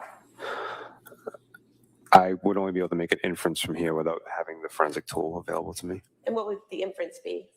That there was more than one tab open. Okay, so on your phone or a computer, when you're doing web searches, you can have multiple pages open, correct? Yes. And you can just click on whatever page you want to open, you can click on and that will open up. Correct. You can select which tab you want within the Safari application. Tabs, right? Okay. So how many tabs can you have open at any one time? I'm not sure the number, but I've seen iOS devices capable of having more than 30 or 40 tabs open at a time. It wouldn't be uncommon or unusual to have at least two open to two different web searches. No. Okay. If we could scroll down a little, please. And then we have in 106 and 105, both messages. First 105, we have a web history at 5:06:47, the menu at 3V restaurant, again, the source Safari. And then we have cookies at 5:06:48, .3vrestaurant.com. Can you tell us what the difference between those two are? They're both from different databases. They're both associated with web browsing. Web history is from the history component of the Safari application. Cookies are installed through web browsing. Through legislation, when you visit a website for the first time, you'll typically be prompted, do you want to allow the website to download cookies onto your device? Cookies downloaded on your device serve a multitude of reasons. One might be that it allows the website of the company to be able to track your activity while on their website, which helps them for marketing and business purposes. Another component of cookies would be to enhance the web browsing experience for a website you go to on a regular basis. It would increase the load time. So it is an artifact that is indicative of web browsing. And so message 108, again, we have at 5:06:49, we have a message from Patrick to Lindsay saying, oh, okay, is that correct? Yes. And then message 112, we have a message from Lindsay to Patrick where she says Mediterranean Powerball, correct? Yes. And that was at 5:07 p.m. We have a message 115 from Patrick to Lindsay at 5:08 p.m. Okay, I'll do scallop and pork belly risotto. Is that right? Yes. All right. And then if we could go to 5:10 p.m., the phone call right there. Oh, go back to me. And so we have two phone calls here. One at 5:09 p.m. and one at 5:10 p.m. The first to 508-747-4950, and the other to 508-927-4046. The first one is for 11 seconds, correct?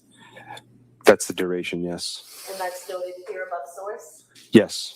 And then the second is 47 seconds, is that correct? Correct. Did you look into these two phone calls? I don't recall. Okay. Do you recall the 508-927-4046 being the number for the 3V restaurant? Yes. And if we could scroll down a little bit. Are there further searches at 5:13 p.m., starting at number 128 for PDLX? That's correct. And again, we're seeing that same thing with the same time, but multiple different categories that one search is located in, correct? Correct. Single artifact, multiple categories that the tool parsed it as. Can we go to 5:33 p.m., please? Oh, I'm sorry. I stopped there. Thank you.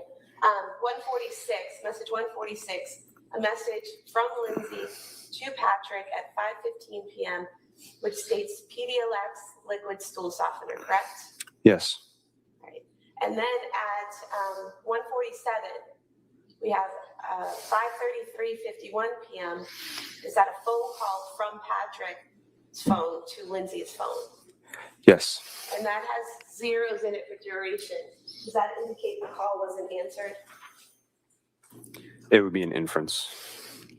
And then going down to 1:50, we have an outgoing call from the defendant's phone to Patrick Clancy for 14 seconds at 5:34 p.m., correct? Yes. That means the call lasted approximately 14 seconds. Correct. And then the last item there, item 152, that is an incoming call to the defendant's phone from Patrick Clancy, correct? Yes. And again, we have zeros here indicating that the call wasn't answered, correct? It's an inference, yes.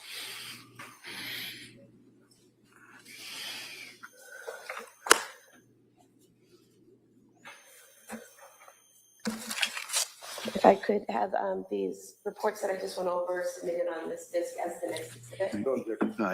That may be admitted. 236.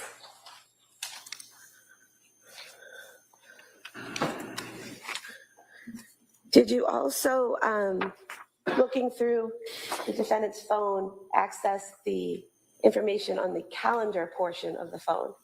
I did.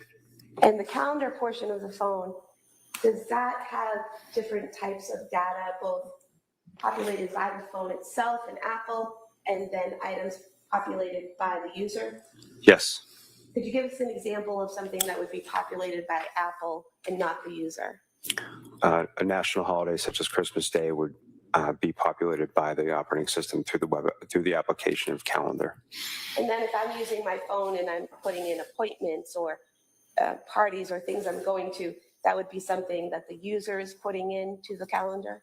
Correct. And did you do a report of all the calendar activity for Lindsay Clancy's phone from August 4th, 2022 to January 31st, 2023? I did. I could have this marked as the next exhibit. All right, that may be admitted. Ms. Sprague, is this a good time to take the morning break? I just have one more exhibit to put in and then I would be done. That's fine. Did you, I'm sorry. 37. All right, thank you. Did you also do a report on all the text messages between the defendant's phone and an individual that had been labeled mommy? Yes, And was that for the month of January 2023? I did. We moved to have these admitted as the next exhibit. All right, that may be admitted. I have nothing further. All right. So why don't we take the morning recess at this time? All right. So members of the jury, we're going to take a short recess, and then we'll return back to the case. All right. Please. Report, please.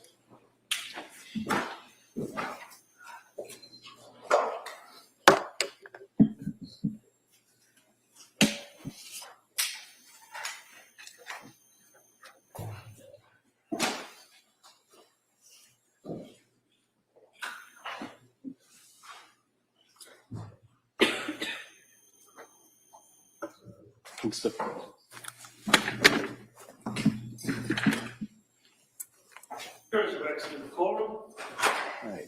We'll be in recess on this matter. Thank you.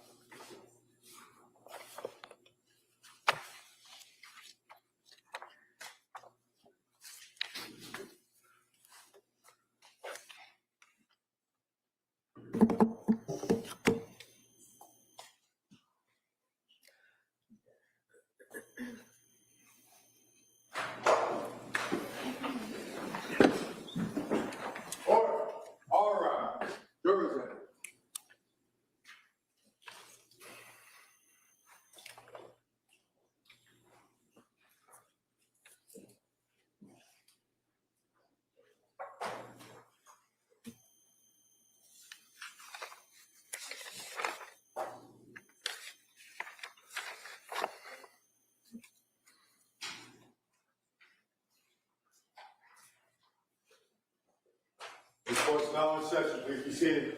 Your Honor, for the purpose of the record, we return back to the trial of Commonwealth versus Lindsay Clancy. All parties are present, including the defendant and including the 18 jurors. All right, Mr. Reddington? Yes, Your Honor, thank you. Morning. Morning, sir. So you are part of the prosecution team that handles the downloads of computers and cell phones and things like that, right? Specifically mobile devices, sir, not computers. Mobile devices, okay.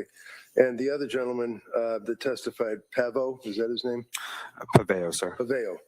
And he did the laptops that were found in the office, in the home, right? Correct. He has those certifications. Now, the district attorney had asked you some questions about different searches that you had done on Celebrate and on Axiom. All your searches dealt with Lindsay's cell phone, right? To clarify, sir, I did no searches on Axiom. Okay. You did searches on Celebrate. This is the only forensic tool I use, correct? All right. And basically, I'm just trying to get a handle on that you and your other brother or sister officers would examine, for example, the computers that were found in Patrick's office in the house, right? You didn't, but the other people did, right? That's correct. And then you got the computer, strike that, you got the cell phone that was Lindsay's cell phone, right? Yes, sir. And you then did, what's called an advanced logical of Lindsay's phone, is that right? That's correct. And what is an advanced logical? What does that mean? It's an extraction that utilizes the iTunes backup of an iOS device, and it acquires most of the user-facing content, meaning calls, texts, images, Okay, browser history. so you lost me on user-facing. What does that mean? What the user sees when they're using the phone. Okay, so like if you pick up a phone and you open it up, then you're interfacing with the phone and you're looking at different things, such as photographs, emails, text, things like that. Yes, sir. Okay. In addition to Trooper, now Sergeant Paveo, and yourself, there also was another trooper that you were working with, a guy by the name of Rabbit, like Roger Rabbit, right? Yes, Joseph Rabbit was assigned to the unit at the time. And he also conducted a search, but he did what's called a full file system extraction, right? I don't recall. Okay, what is a full file system extraction as opposed to advanced logical extraction? A full file system extraction would acquire the databases and information that you cannot see as a user on a device. I see. So your extraction was done on January 30th, is that correct? Yes, sir. And Rabbit's extraction was done on January 27th, right? I'm not aware of Trooper Rabbit's extraction. Did you ever collaborate with him as investigator investigating Lindsay Clancy on this case and talk about what you located, what he located? I had no discussion with him about the phone extraction. All right. Is he still working for the state police? He is. Would you agree with me that the full file extraction actually gets more information than the advanced logical? In other words, Rabbit's extraction would have got more information than you got on your advanced logical. That's correct. So one of the things the district attorney had asked you about was in reference to Exhibit 237. And that would be the Celebrate report. Is that correct?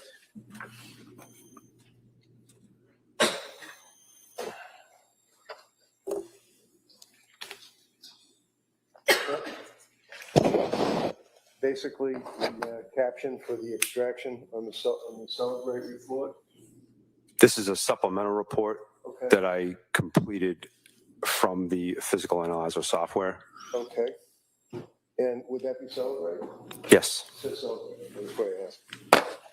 Looking at Exhibit 237, the second page, that on the very top that I'm looking at here, can you tell me on the right, what is it depicting on the right? It's Little box? Brightness instead of the Yeah, I know that. You see the little box? Well, you know what I'm going to do? I'm just going to approach you.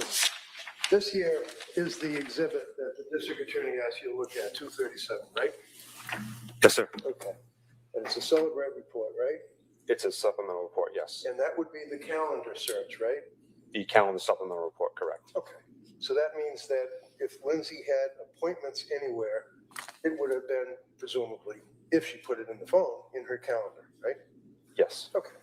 So when you looked at your investigation, directing your attention to the start time, what date are we talking about here? The start time is August 14th, 2022, midnight. End time would be August 14th, 2022, 11:59 p.m. Okay. So if you look down to the next one, it says, what date? August 23rd, 2022, 10 a.m. Okay. And did she make an entry She on did. her computer on that date and time? She did, sir. And can you tell me what the entry was? The subject is 10 a.m., Callan, Kingston, vaccine. So Callan would be the son. She had it in her phone that he had an appointment to get a vaccine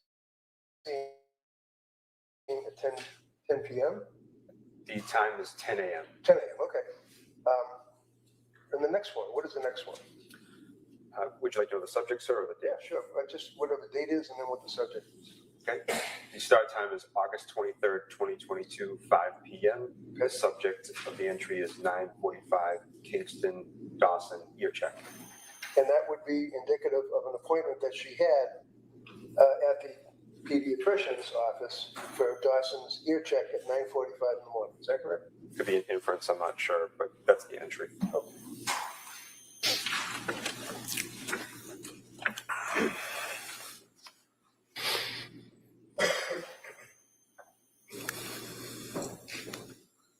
Now, looking at Exhibit 235, you can tell me, what is this document? I recognize it as a screen capture from an Axiom phone extraction. All right. And you did indicate you were Axiom qualified, right? I am not, sir. I'm familiar with the program as a result of my training with Great Key. Magna Forensics owns Great Key Technology, and in the training course for Great Key, process extraction is using Axiom, but I'm not certified in the software of Axiom. But you can interpret it. You understand what that shows you. It's just a listing of different activities on the phone, right? I'm aware of what the screenshot depicts, yes. All right. Can you tell me see the highlighted one, can you tell us what that is, the date, the time, and what it's referencing? Do you need a magnifying glass? Reference is a website, sir. And what's the website? Mail.google.com. That mail, like M-A-I-L, right? Yes, sir. Okay, does it indicate whose mail it is?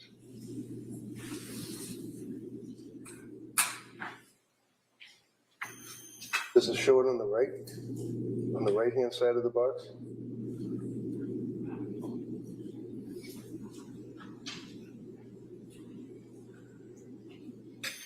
I can't definitively determine whose mailbox it is. Okay. Trooper, I'm going to ask you, make sure you keep your voice up, okay? Yes, Your Honor. The next page. It's pretty much the same thing in the same day.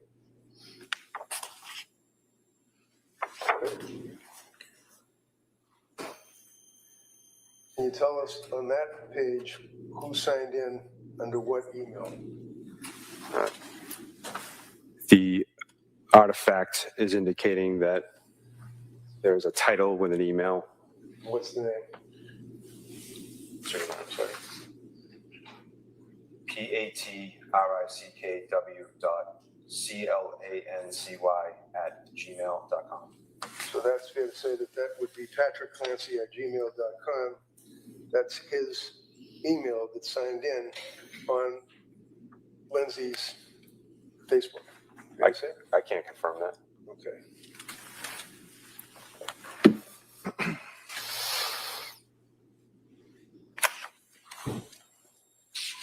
And when you were going through her phone, is it fair to say that I mean, there wasn't much in her life that wasn't exposed to the state police and the DA's office and the investigators. I mean, your report initially was 180,000 pages of PDF, right? It was a very large download, sir. Does 180,000 sound about right? It does. So 180,000 pages on a PDF, you do a number of extractions. The district attorney indicated that you stated that it was 768 pages of text messages that she had, along with photographs perhaps. That was a timeline search. The number of items in that report are indicative only of the time frame in which I was utilizing within the software. Okay. So when you went through her phone, did you come across on a Celebrate report searching for where is the carotid artery? I don't recall. Did you come across, might be easier this way. This is a Celebrate report on Lindsay's phone, right? Now, I understand that you might not have been standing next to another cop going through the records and documents on her phone, but on this, you're able to recognize that as being a Celebrate report, right? It is a Celebrate report, sir. And it's a Celebrate report for her phone. You can tell by the numbers, right?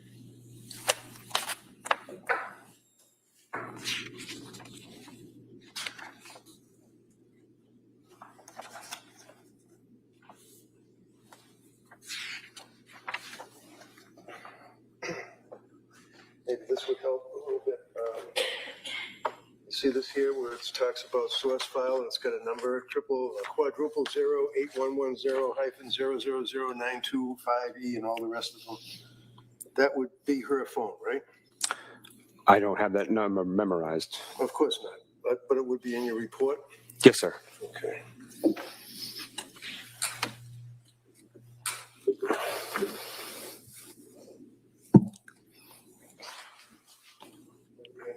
Celebrate extraction report? It would depend on the supplemental report that you have, sir, whether or not that character was displayed. I don't know where to look at that. If you can tell me if that's, because this is, we agree, it's Lindsay's cell phone. Celebrate extraction report. This item you have here, sir? No, I'm sorry, the exhibit.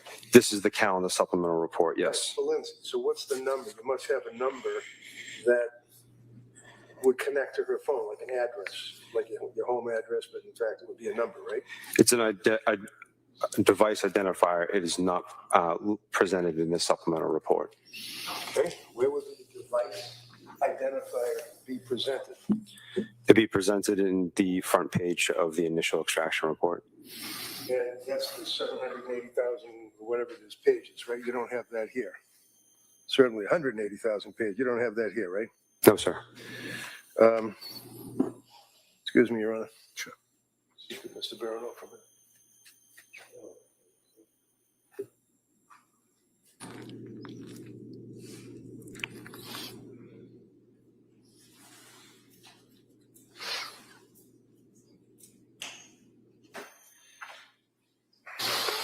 Did you bring your report today with you? Just the report, not all the exhibits? No, sir. So you would agree with me, sir, that one of the concerns as an investigator that you had is things such as looking for buzzwords like suicide, right? I'm not sure I understand the question. When you're looking on the target's phone, and out of this whole courtroom, the target would be Lindsay Clancy, right? Yes, sir. All right. And you had access to her phone, right? Yes, sir. And you all went into it with a search warrant, right? Yes, sir. And you were looking for different topics, such as suicide, drugs, killing kids, I imagine, to investigate, right? You had buzzwords. Yes, sir. And did you come across, for example, a search that indicates carotid artery? I don't recall.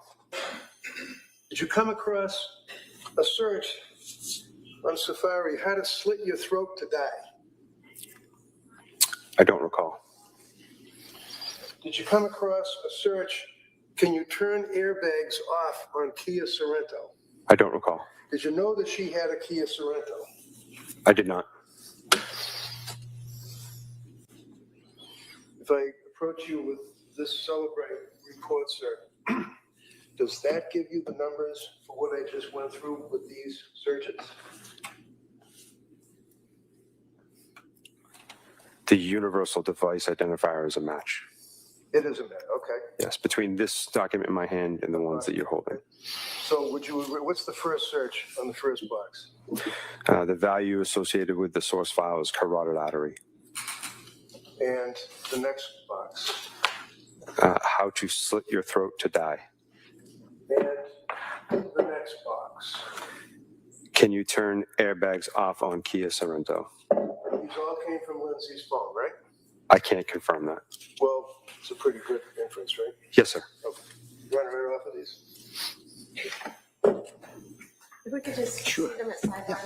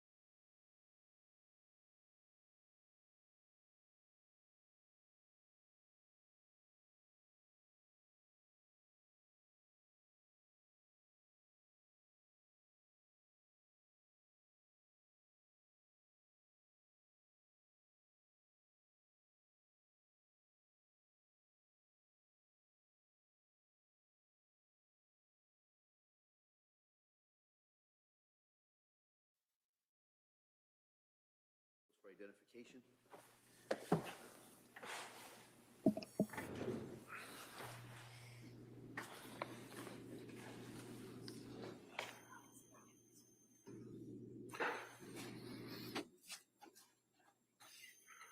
QRST identification.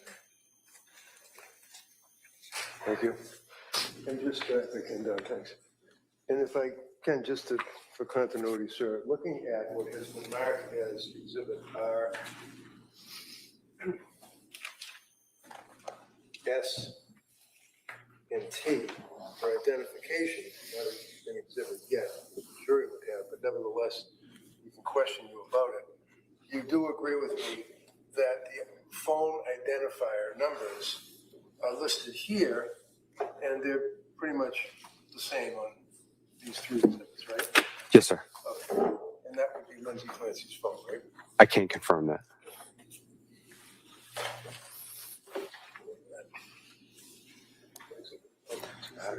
Yes, sir. So I've just handed you Exhibit 237, sir. Can you tell me what that exhibit is? The district attorney questioned you about it. It's a supplemental report that I compiled from the Celebrate software on the calendar application.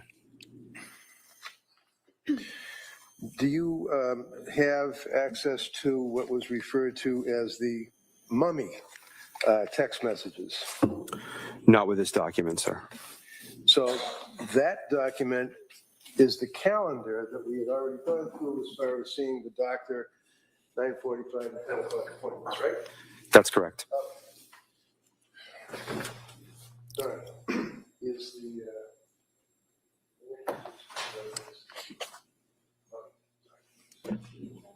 month text, month. Exhibit 238.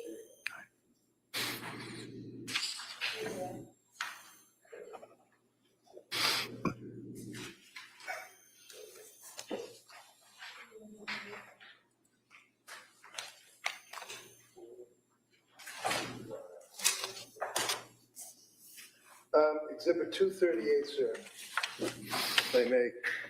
On the exhibit, sir, this would be captioned the mummy text message thread between Lindsay and her mother. Is that fair to say? For January of 2023, sir, yes. Okay, so this search was limited by the police to January of 2023 for the texts between Lindsay and her mother, right? Correct, sir. It's a filtered supplemental report from Celebrate. Filtered supplemental report, okay. So who would be, when the jury's looking at these in the jury room, who would be the blue texter? Would it be Lindsay or her mother?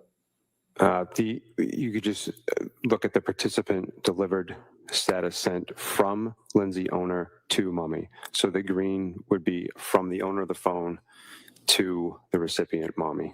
Okay, so green would be Lindsay, blue would be the mother. That's correct. All right. Now let me give you Exhibit 238, and just for a representative example, I mean, looking through, will you look at September 28th at 6:18 in the morning? Sir, can you repeat that date? Yeah, sure. September 28th. Oh, you didn't do, that's right, you didn't do September. You only did January, right? Sir, this exhibit is just for January of 2023. Okay, I apologize. Let's jump to January then. Now, let's say January 3rd, 8:35 in the morning. Do you have that? One moment, sir. Sure.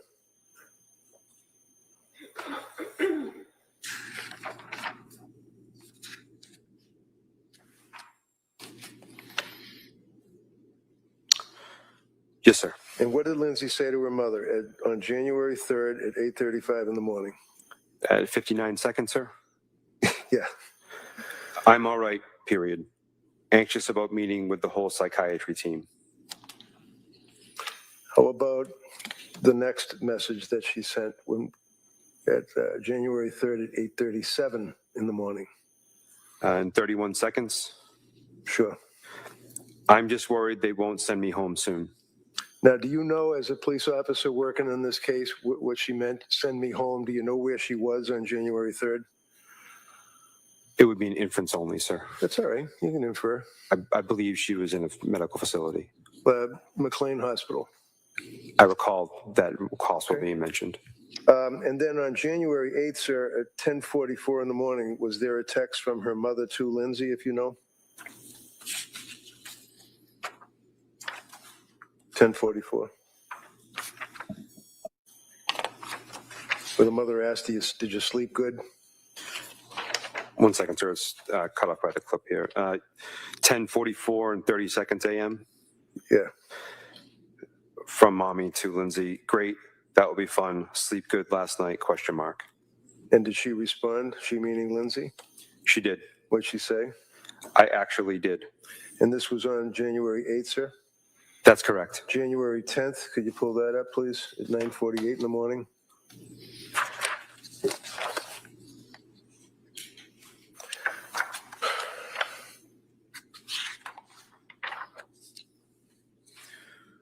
I apologize, sir. Can you repeat the time on the Sure. 10th? 9:48 in the morning, beginning with mother asking questions of Lindsay. Still sleeping good? ?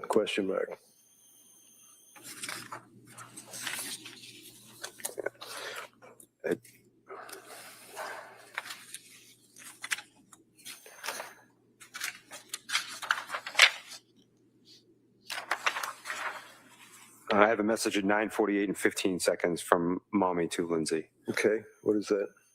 Good morning. How are you doing today? ? And what did she say in response? Good. Period. At the gym with the kids. And what was the date? Was that January 10th? 2023, 9:48, 21 seconds a.m. So do you have January 10th in front of you, not the 23rd? Okay. My correction, sir. January 10th, 2023 at 9:48 and 21 seconds. All right. And what did the mother ask her? Nice, still sleeping good. Did she ask her, are you feeling better during the day? And she said, so far, a little bit.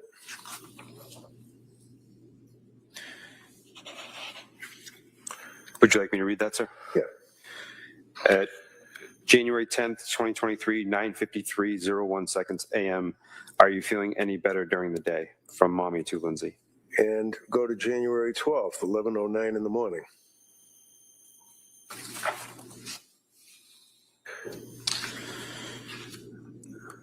Yes, sir. What did she say? What did mommy say? From mommy to Lindsay, January 12th, 2023, 11:09, 32 seconds a.m. Still feeling a little better? ? And how did she respond? How did Lindsay respond? A little bit. And then on January 16th, well, wait a minute. January 14th at 1:05, I think, in the afternoon. Can you pull that one up? Yes, sir. 1 moment. Okay. You recall where it starts as, I'm waiting for the day. And that would be from Lindsay to her mother. Can you repeat the time one more time, sir? 1:05 AM or PM? p.m.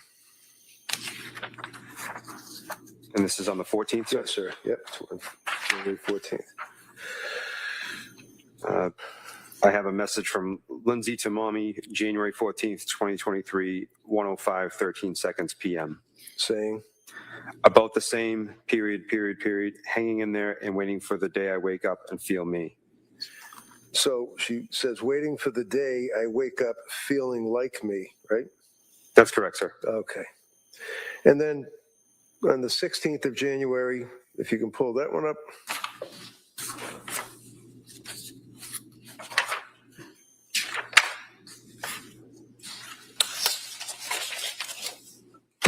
January 16th at 10:20.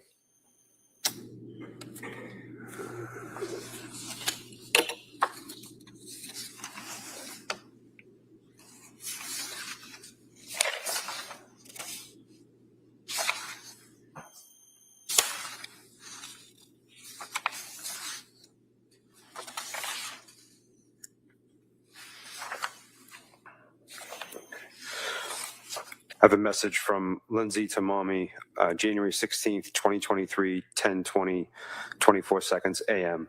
And what did it say? It was fun, period. Cora and Dawson enjoyed, period. Now, did it make reference at any point in the text that was a reference to the Cape Codder?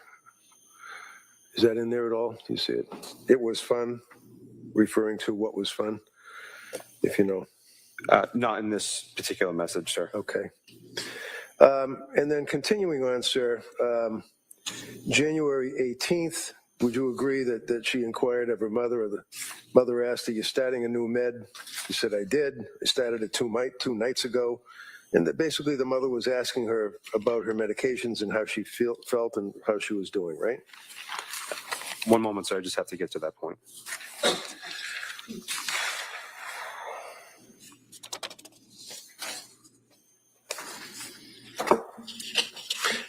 You know what, that's okay, because it's an exhibit and the jurors are going to have it and they can take a look at it. So that's okay. We're good on that. Okay, don't answer the question. No, you don't have to answer. That's all right. Okay, sir. Now,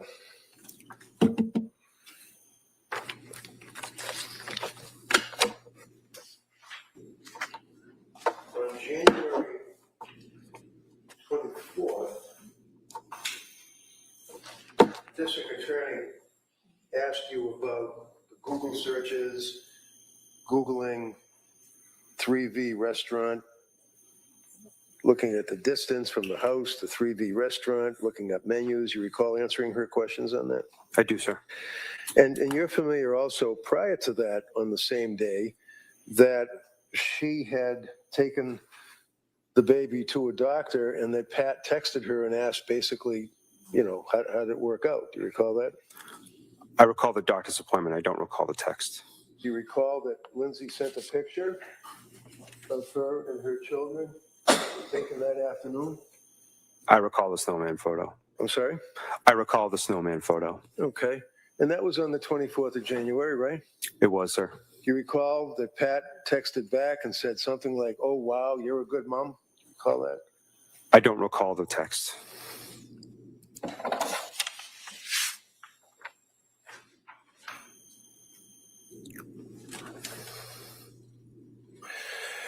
One of the other searches that you did would be, are you aware that there were searches for medical, such as questions regarding bipolar symptoms, psychosis?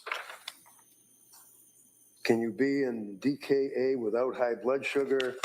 Page after page after page, trazodone, what is the effect of trazodone? Wellbutrin, how do you feel on trazodone? Ativan, addiction, Prozac, Trazone, going on and on and on. You guys saw this on her search on her phone, the Celebrate, right? I recall those searches, sir. Okay. Could I offer this, Your Honor? This would be medical searches on her phone. Any objection? No. All right, that may be admitted. Exhibit 239. Great, thank you. Do you recall, sir, that there was also a search for schizophrenia? I'll say that. Not specifically. Well, if I approach you, sir, and your extraction report, does that refresh your memory that there would be a search on her phone for schizophrenia? So where it says schizophrenia?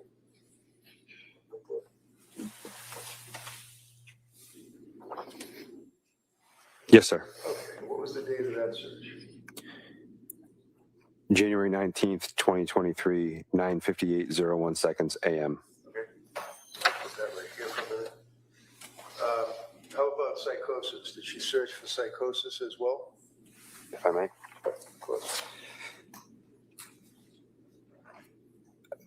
There is a keyword search in psychosis in a Google search.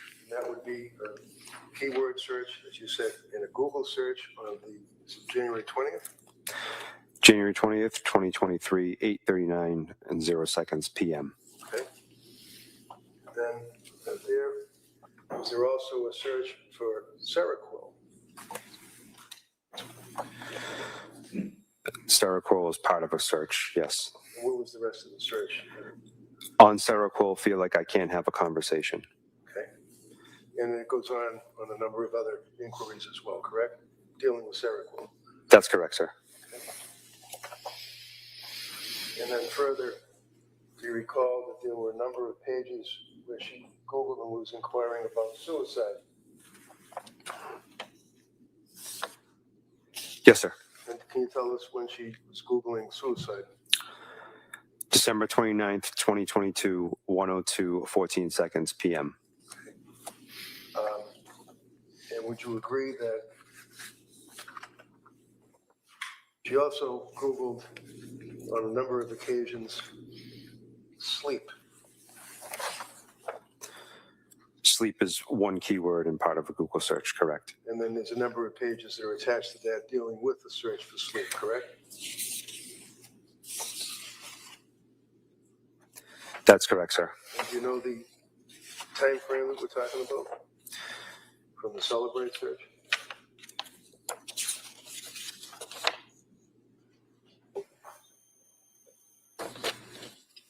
Multiple entries, sir. Majority of them are in January of 2023. Okay. Also, a much larger package of searches for trazodone. Is that correct? Yes, sir. Trazodone is one keyword as part of multiple Google searches. Zoloft?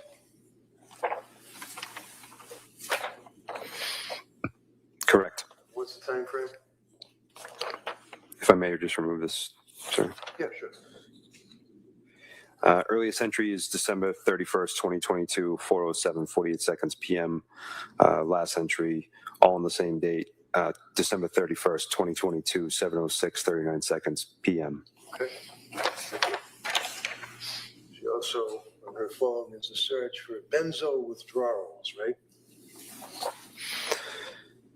Yes, sir. Benzo is listed as a keyword as part of another search. Also, after benzo, it says withdrawals, right? Correct. And what's the time frame for that, please? January 20th, 2023, 8:11:57 seconds p.m. Okay, thank you. And also a search for Wellbutrin. Yes, sir. Wellbutrin is a keyword as part of a Google search. Does it say what the time frame is?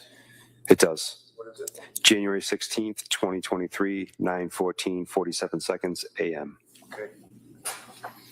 And a search for McLean. Just gonna call that. Correct, sir. McLean is part of a keyword of a Google search. What's the time frame? December 29th, 2022, 8:52:37 seconds a.m. Thank you. Is there also a search for insomnia? Yes, sir. Insomnia is part of a keyword of a Google search. What's the time frame?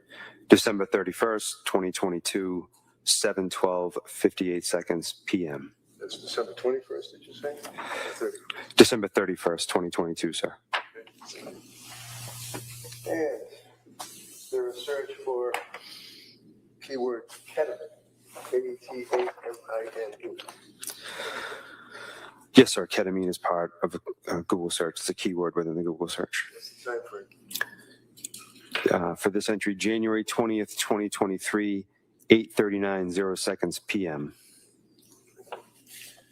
There's also a search pulled up on Celebrate for Lamictal. Yes, the word Lamictal was part of a Google search. And what's the time frame? January 16th, 2023, 9:23:13 seconds a.m. Okay. Is there also a keyword search for postpartum and Google postpartum depression and various aspects of postpartum?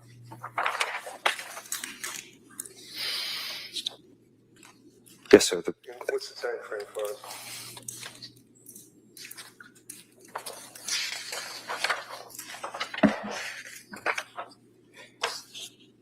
They all occur within January of 2023, with the earliest date being the 11th of January 2023 and proceeding all the way to the 19th of January 2023. And keyword benzo.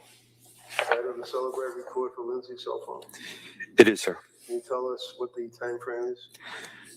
Sir, would you like it for the first entry or all the entries? Give me the idea, like, the bracket, starting on when, ending on when. We don't have to go through all of them. The earliest entry appears to be December 6th, 2022, 9:17:05 seconds a.m., with the last entry being January 20th, 2023, 8:13:48 seconds p.m. And search for bipolar. That was on her phone? Keyword bipolar is part of a Google search, correct? Bracketed in, what's the time that it started, when did it end? The earliest entry is from this report is December 29th, 2022, 9 a.m., 37 seconds. And the last entry is January 13th, 2023, 1:38:42 seconds p.m. And clonazepam was a search as well, correct? That's correct, sir. And can you just give me an idea, what's the time frame on that? All of the searches in this report indicate January 18th, 2023, in the morning hours from 11:26 a.m. to 11:27 a.m. Okay. And the next one would be Ativan. See what says Ativan? What's the first? Just give me the first month. What's the stat search for Ativan? The earliest time frame, sir? December 31st, 2022, 7:06:30 seconds p.m. Okay. Next one would be amitriptyline, correct? Okay. I'm not sure on the pronunciation, but it appears to be that way. Okay. And when was the amitriptyline search? When did it start? When did it end? January 16th, 2023, 11:01:28 seconds a.m., with the last entry being January 23rd, 2023, 8:17:58 seconds p.m. And then on January 20th, 2023, was she searching intrusive?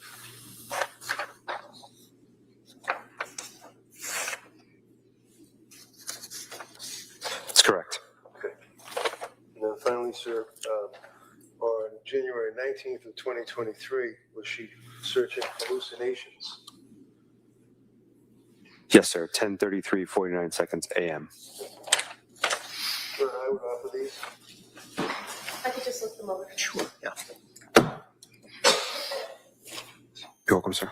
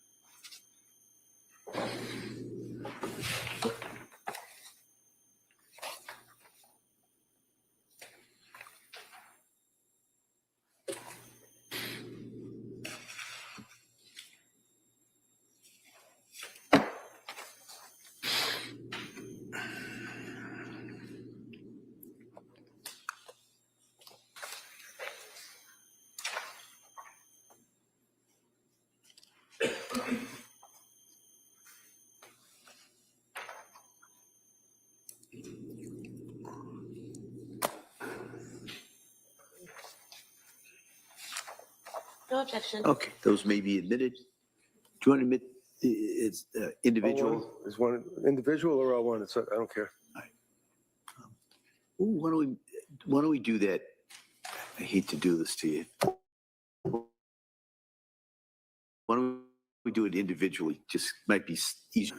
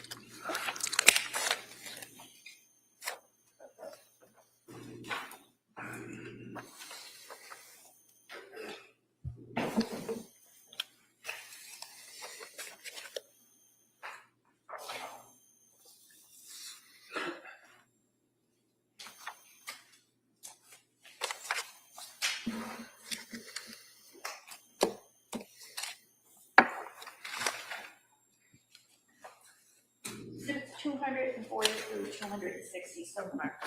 Thank All you. right, thank you.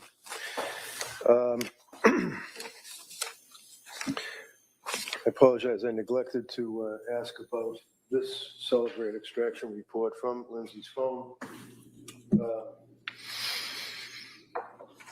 This really is another extraction search on her phone. Yes, sir. It's a supplemental report for searched items. And looking at that, you can, basically, there are a number of search terms in there, such as pre-made goodie bags, and that would have been on December 31st, is that right?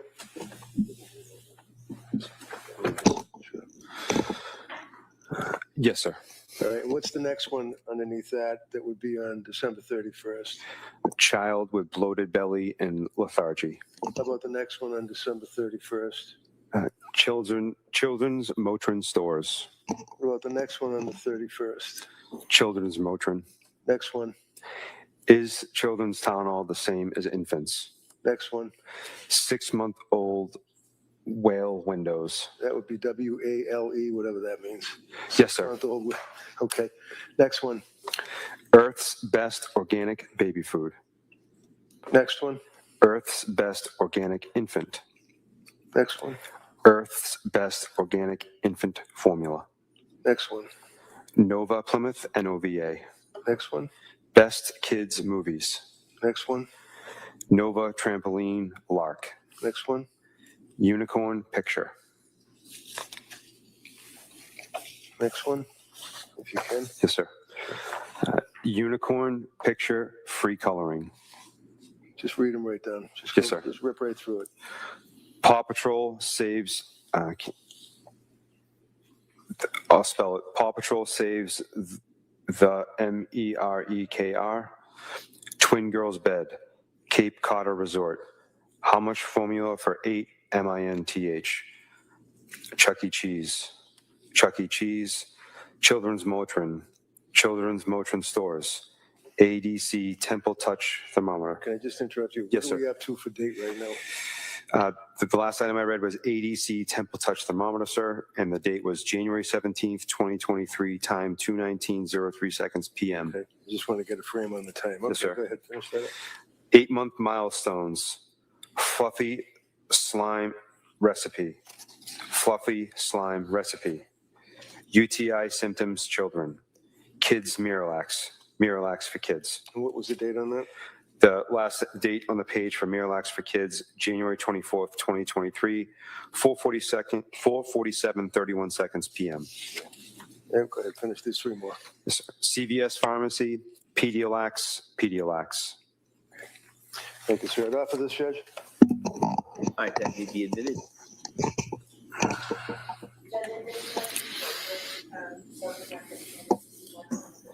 Yeah, 261. That's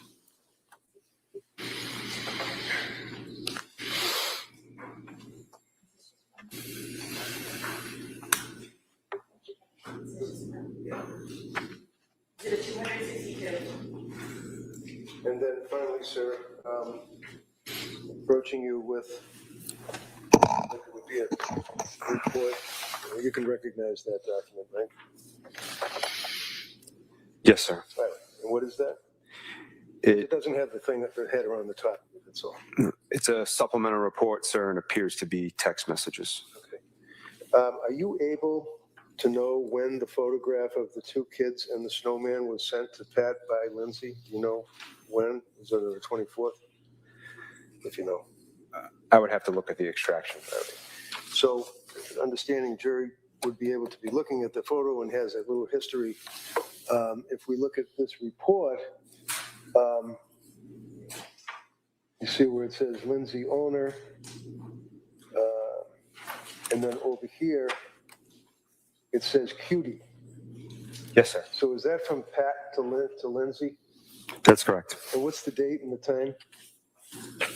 January 24th, 2023, 8:19:45 seconds a.m.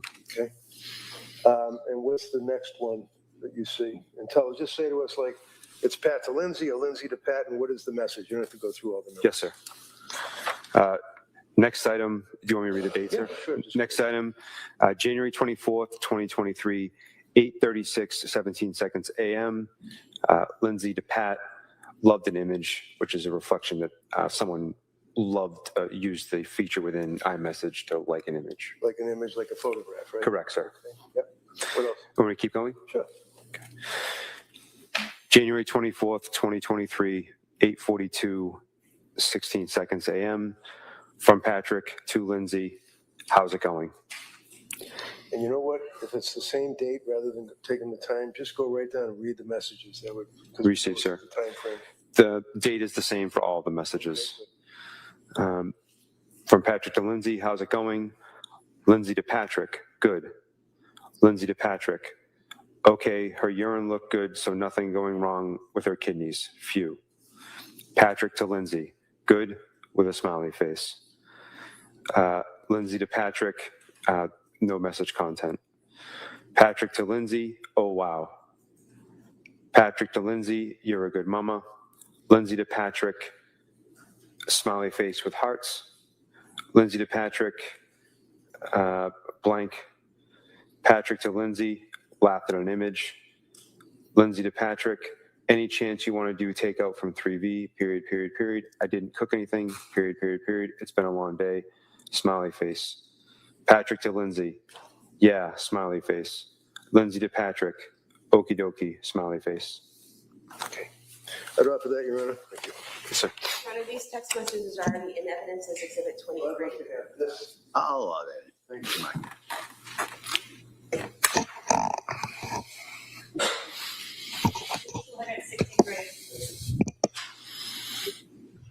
Finally, District Attorney spent some time asking you about modifications to a photograph, and I think it was of the little baby. You recall that line of questioning? Yes, sir. What did that mean? Does that mean that someone, or Lindsay or someone on her phone, changed the photograph of the little baby? Is that what that means?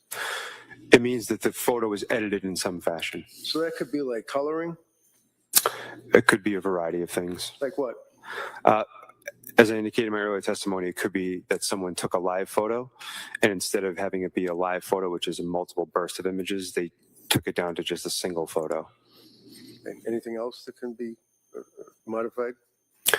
Multiple things, but from the extraction, that's the only thing I was able to determine. So you weren't involved in the search of the Clancy house on the 24th, 25th, were you? No, sir. Were you aware that there are photographs of the kids hanging in virtually every room, kitchen, living room, bedrooms? Did you know that as an investigator on this case? Sir, I was not involved in the search.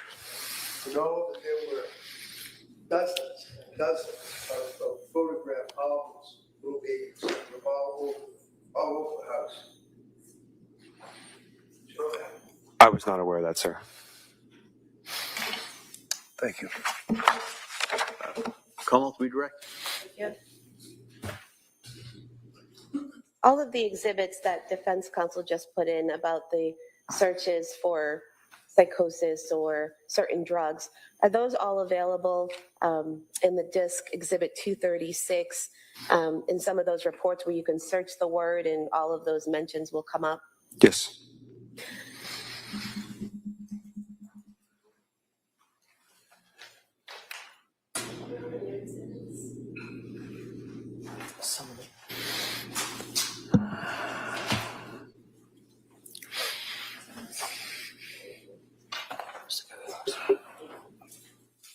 Sir, on exhibit 258.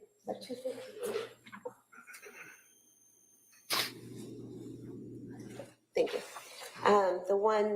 The search is about psychosis. Some of those searches were for psychosis symptoms on January 19, 2023. Is that correct?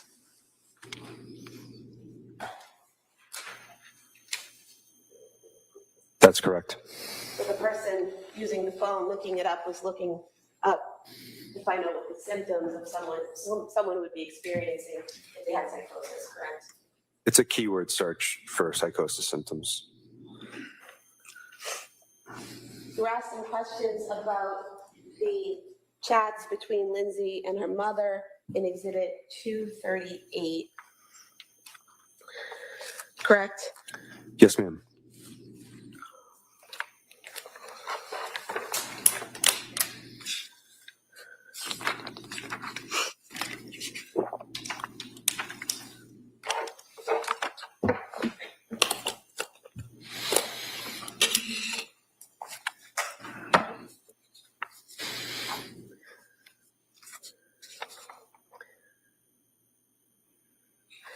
There's a text message from her mother to Lindsay on January 19th, 2023, which states, "I'll bring it Saturday, never know what treasures I'll find in the attic," correct? That's correct, ma'am. Seeming to indicate that her mother is going to visit her that Saturday, correct? From the text message content. It's an inference.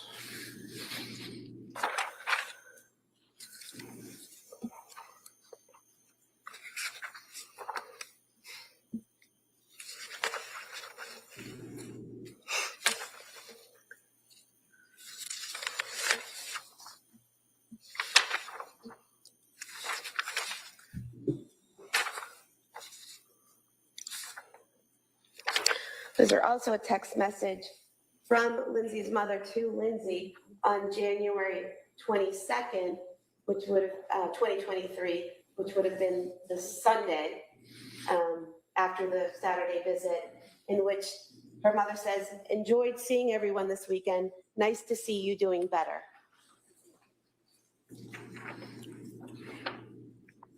That's correct.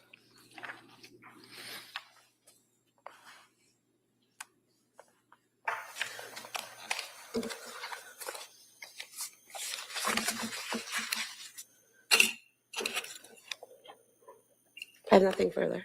Scranton? Just very briefly, kind of like a housekeeping thing, if I could, Judge. I'm approaching you with a number of text messages. Would you agree with me, again, this came up on Lindsay's phone, and it would be text messages between Patrick Clancy and Lindsay? Kind of look through them all, trust me, one of the others. Yes, sir.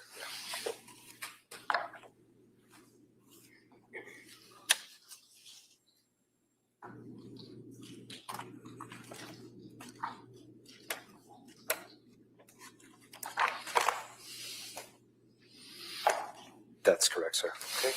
And then finally, I'm handing you again extractions from Lindsay's phone that you can flip through them if you wish, would be between Lindsay and Sue Clancy, her mother-in-law, Patrick's mother. It says Sue Clancy.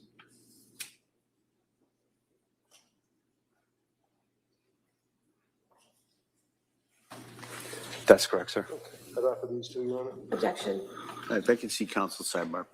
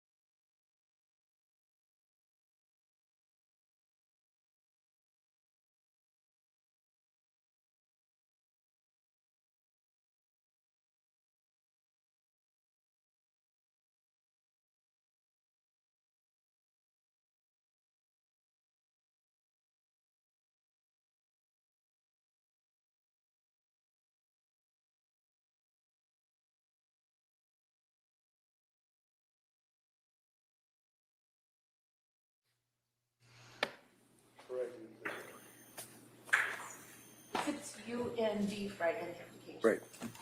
So that's all I have. Thank you, sir. All right. Attorney Sprague, anything further? No, Your Honor. All right, thank you, sir. You may step down. Thank you.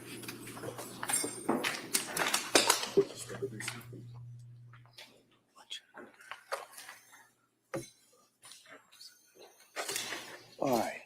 So members of the jury, it's 1 o'clock, so 1:01, so don't hold that against me. So we're gonna take the afternoon recess at this point. I'm gonna ask you to be ready to come back 2 o'clock and go with the next witness. My instructions are the same. During the break, don't talk about this case, don't do any research, don't read anything, don't listen to anything. And then see you back here about 2 o'clock. Okay, thank you. Court, all right. Jurors, kindly close the notebooks. Place them on the chairs, please. This way, please.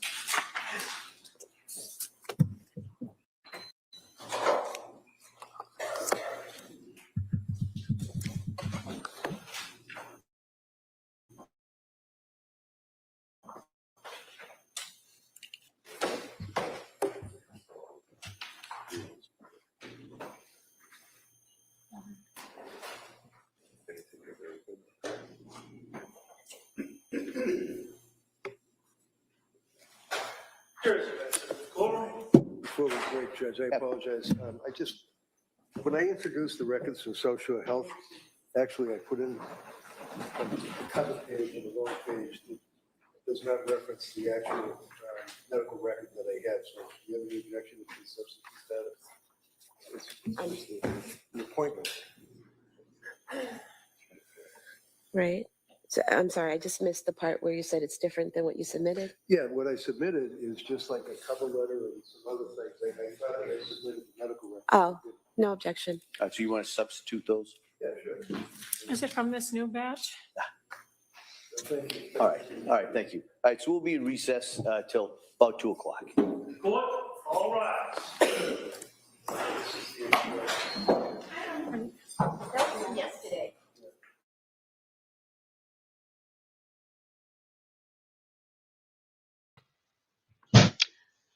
Alrighty, squad. Well, that was quite a morning. This is really all they have in digital evidence, which is nothing. I've been wondering when we were going to see the Cellbrite reports and the laptop dump and all that jazz. What do they think any of that proves? The Tom Hall search, which Patrick Clancy already said on the stand that he made that search.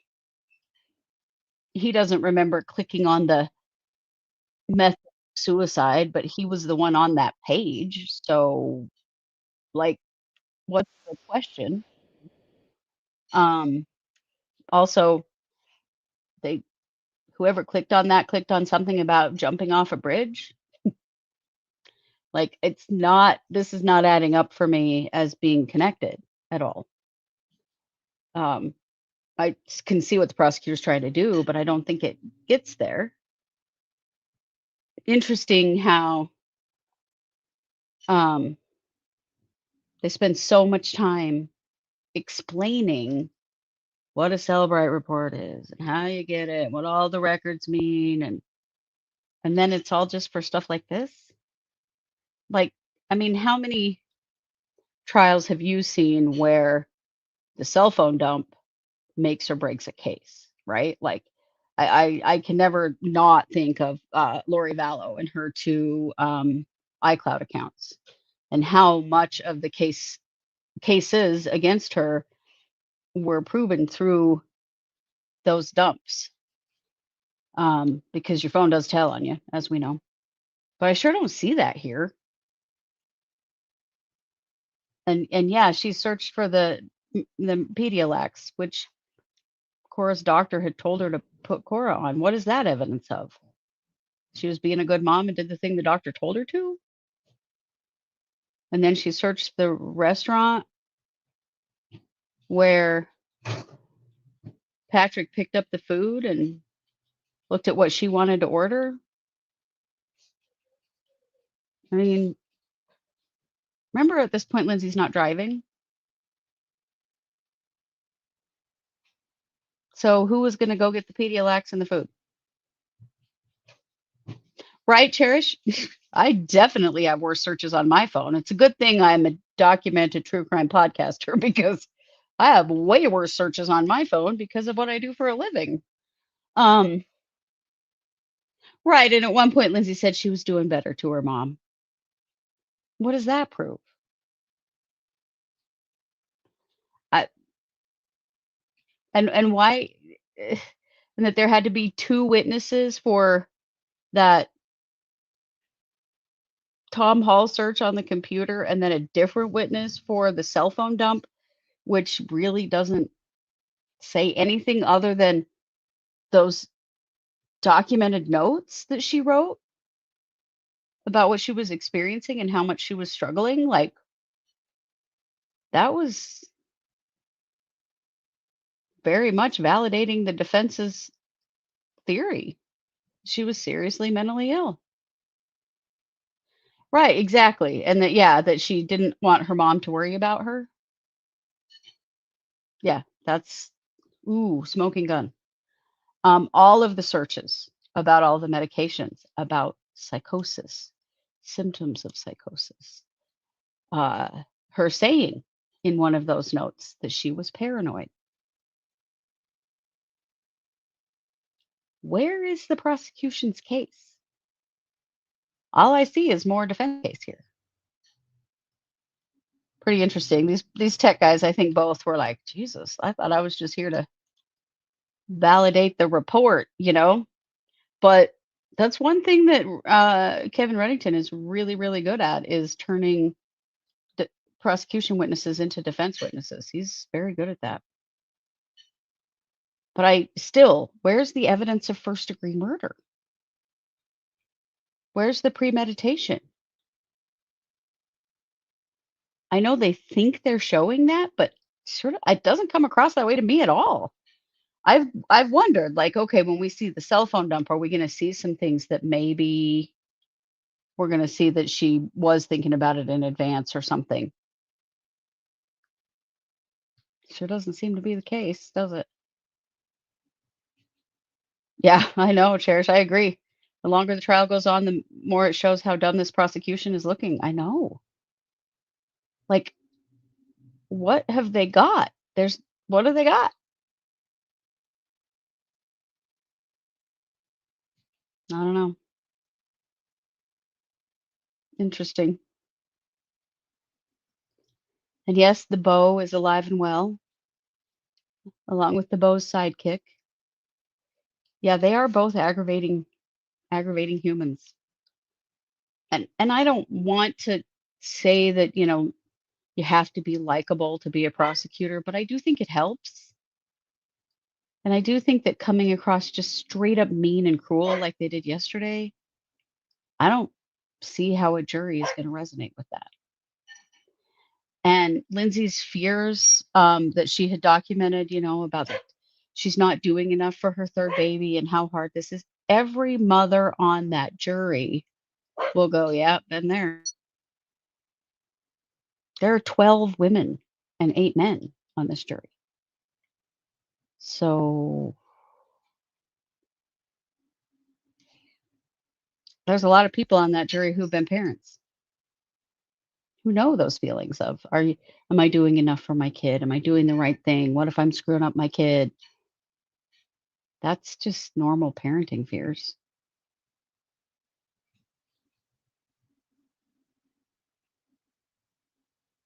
Yeah. Well, interesting stuff. I'm so glad we're out of the mental health stuff for a while and out of the medical stuff for a while. I think we all needed a break from that. Yes, I agree, Cherish. Yeah, yesterday was rough and it pissed me off to no end. And I can't imagine that it didn't also piss off the jury. It was just cruelty for cruelty's sake. And I don't think that that's going to win them any points in this trial. Interesting, though, how broadly different the theories are using the same evidence. Yeah, and that she wanted a big family, but was feeling like it was really hard handling 3. And yeah. Oh, yeah. The majority of TikTok was mad about yesterday. Threads, too. Every social media platform I've been on during this trial has been pissed about the way this is going and the way it's being handled. The cruelty of it is wild. All right, well, I'm going to see if I can zoom us through their lunch break. Thanks for being here with me. I appreciate you being here in the chat. And if you're here watching on the replay, I appreciate that as well. And you know it, I'm Chris with True Crime Squad Trials.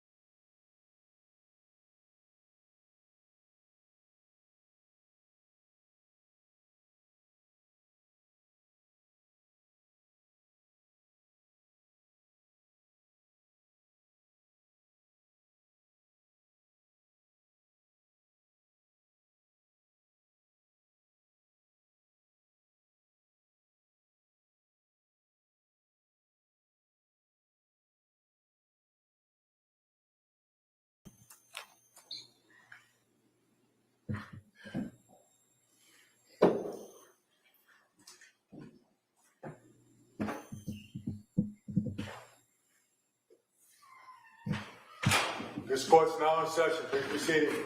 Your Honor, for the purpose of the record, we return back to the trial of Commonwealth versus Lindsay Clancy. All parties are present, including the defendant and including the 18 jurors. All right, thank you, Madam Clerk. Thank you, members of the jury. We're going to now return to the Commonwealth's presentation. Ms. Sprague? Thank you, Your Honor. Commonwealth calls Joshua McGilligan.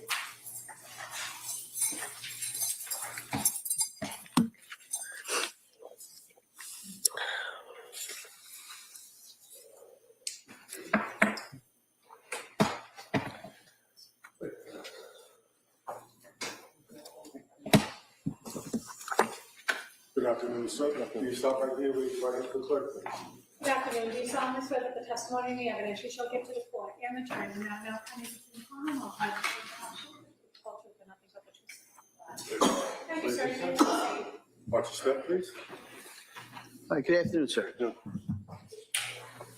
Judy Sprague. Thank you, Your Honor. Good afternoon. Can you please state and spell your name for the record? Joshua McKelligan, McKelligan. Where do you work? Massachusetts State Police, How long have you been with the state police? since December 2013. In January of 2023, where were you assigned? To the Plymouth County District Attorney's Office. And what was your role there? I was a trooper assigned to the homicide and major crime section. And could you tell us within that unit what the role of a case officer is? Case officer is assigned cases as they come in, and the case officer then is the point of contact for the district attorney's office, the state police, other agencies. And as a case officer for a homicide, for example, when you respond to a scene and you're doing the investigation as time progresses, is the case officer doing every part of the investigation? No. What is the role of a case officer in terms of managing or collecting information? Is to try to gather everything, and then we try to keep track of what's been going on with the investigation. And so within the State Police Detective Unit at the Plymouth County DA's office, there are a group of troopers that work there, correct? Yes. And do you work as a team on any homicide investigations you're working on? Yes. And the case officer, is it their role to collect information and evidence from the other troopers as they gather it? Yes. Do you have a supervisor when you are the case officer? Yes. I want to direct your attention to January 24th, 2023. Did you learn that day of an incident that had happened at 47 Summer Street in Duxbury? I did. What time did you learn about that approximately? About 6:45 p.m. PM? PM. And how did you learn that information? The duty lieutenant in the state police headquarters in Middleborough called me. Once you had that information, what did you do? I called my supervisor and then responded to Duxbury. And where in Duxbury did you respond?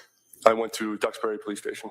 And at that point in time, did you know that you were going to be the case officer for this case? Not when I responded, but at the police station, I was informed I was going to be. And at some point in time, did you go to 47 Summer Street in Duxbury? I did. And when was that? After I got a search warrant, I went to the house. It was probably, I think, around early morning, between 3 and 4, sometime like that. Between 3 and 4 a.m.? Yes. So it'd be the early morning hours of January 25th, 2023? Yes. And did you take part in the search of the home? I did not. What was your role there at the home that night or in the early morning hours? I just went to observe the house, just to see what the scene in the house looked like. So other officers were conducting the search? Yes. At the scene, did you eventually walk through the house? Yes. And was that before or after the search was executed? After the search. At some point in time, did you go into the master bedroom on the second floor? Yes. And what did you observe in that room? I remember a tent style, like covering a crib, I believe. There was a mirror in front of me. To the left, there was the bed. And then I remember blood on the floor. And you said to the left, but pointed with your right arm? No, it's my left hand. Your left, okay. Yes. All right. So you go into the bedroom, and what do you see anything on the floor, on the walls, the bedding, anything? Yes, just going off of memory, I remember there was blood on the floor, and the mirror was kind of like straight ahead from the entrance of the door. Okay. And was a video taken of the house that included that room in particular? Yes. I'd like to move to submit the scene video from the home as the next exhibit. Any objection? No. All right, that may be admitted. 264. And if we could play the portion of the video for the master bedroom. Sure.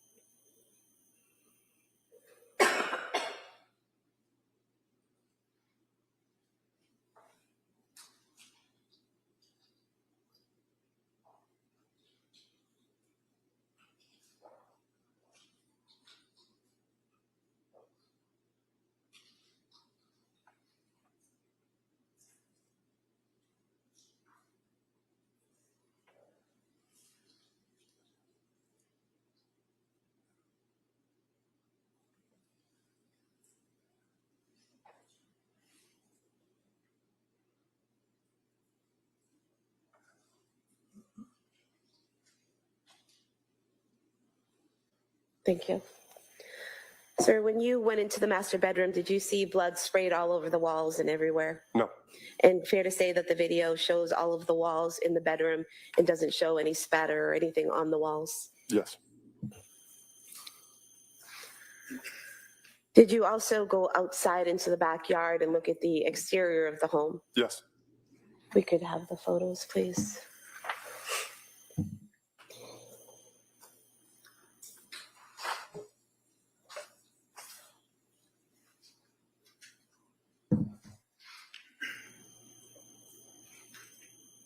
If we could zoom in on the top window.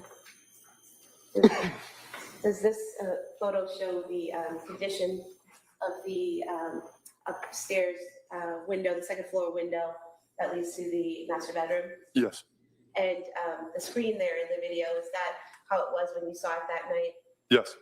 Pushed up? Yes. And if we could see the next photo.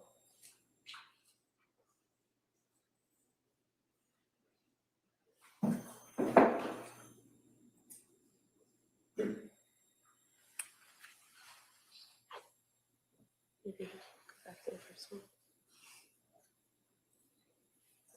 Actually, we can go back. Yes, so the first one is zoom in the middle there between the two windows.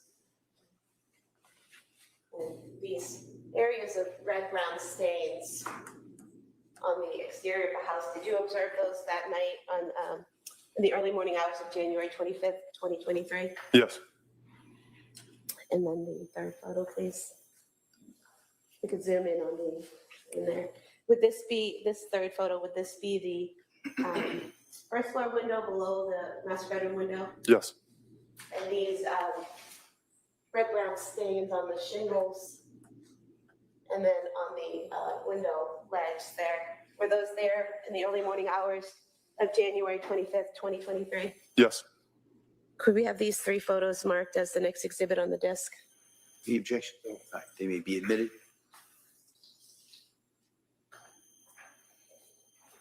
Exhibit 265.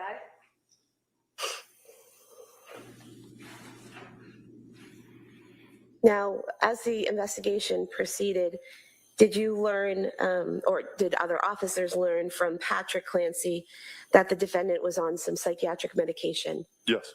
And was that information relayed to you in terms of preparing the search warrant? Yes.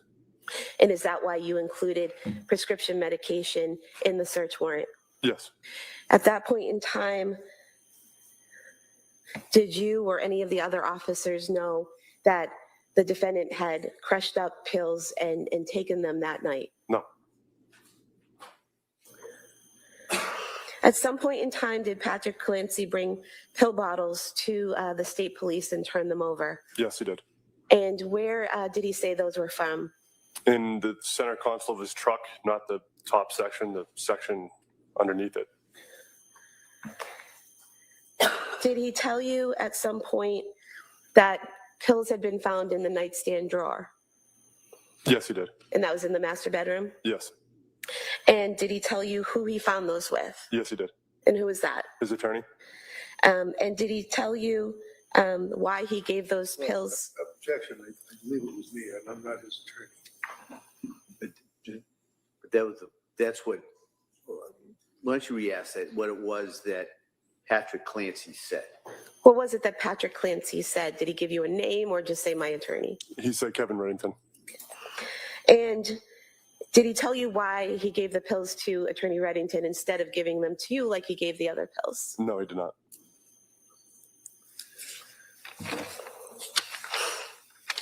He never attempted to turn those pills into the state police, or those bottles into the state police. Is that correct? Correct.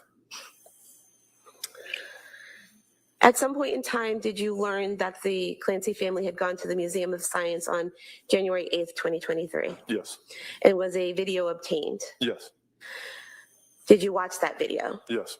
Did you observe the family, including the defendant, interacting with each other, and the defendant specifically interacting with the children and exhibits at the museum? Yes. Your Honor, at this point in time, Exhibit 14, I'd asked to play just a small portion of that. It has not been played previously. All right.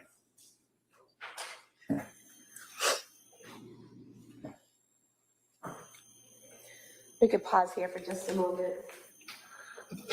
Do you see the Clancy family in this video footage? Yes. And if you could just get up and point to them with the court permission. Sure.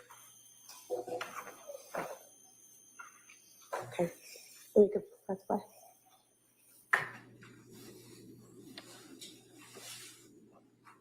And at this point in time in the video, are we seeing Patrick Clancy take Dawson Clancy out of that room, leaving Lindsay Clancy with Callan and Cora? Yes.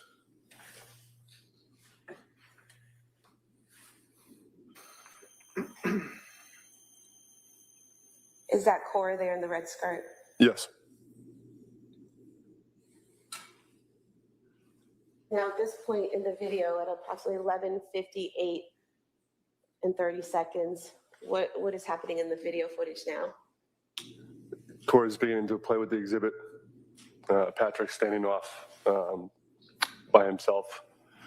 Lindsay Clancy is with Callan, and Dawson is watching. Could you just point out where Patrick and Dawson are? For the record, you've pointed to Patrick towards the top of the screen and Dawson near the entrance to the exhibit. Yes. Yes. And throughout this video, in this portion of the video, can the defendant be seen instructing the children, pointing to them, showing them how to work the exhibit and operating some type of control panel? Yes.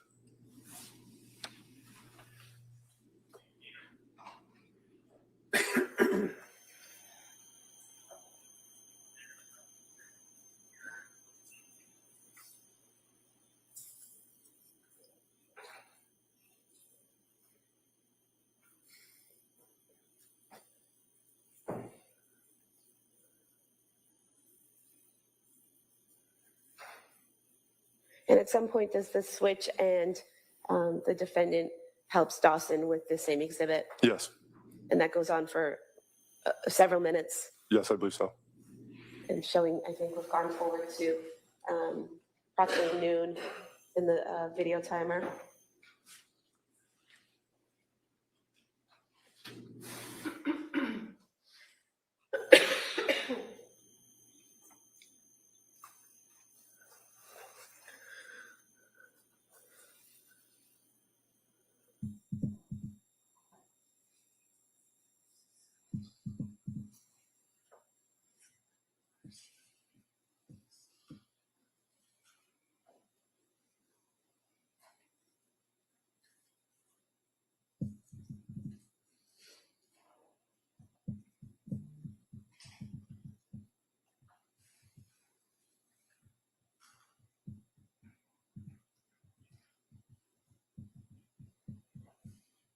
Thank you.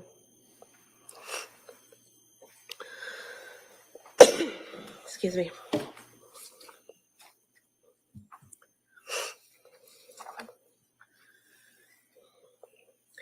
Sir, during the grand jury process, did you attend a meeting with the medical examiner in this case? Yes. And did you participate in interviewing her, specifically Dr. Barbara Vidal Olson? Yes. And did you participate in interviewing her, specifically the portion of her proposed testimony where she was explaining how someone dies from strangulation? Yes. And would it be fair to say that at some point in time, she was asked? Objection. Counsel sidebar.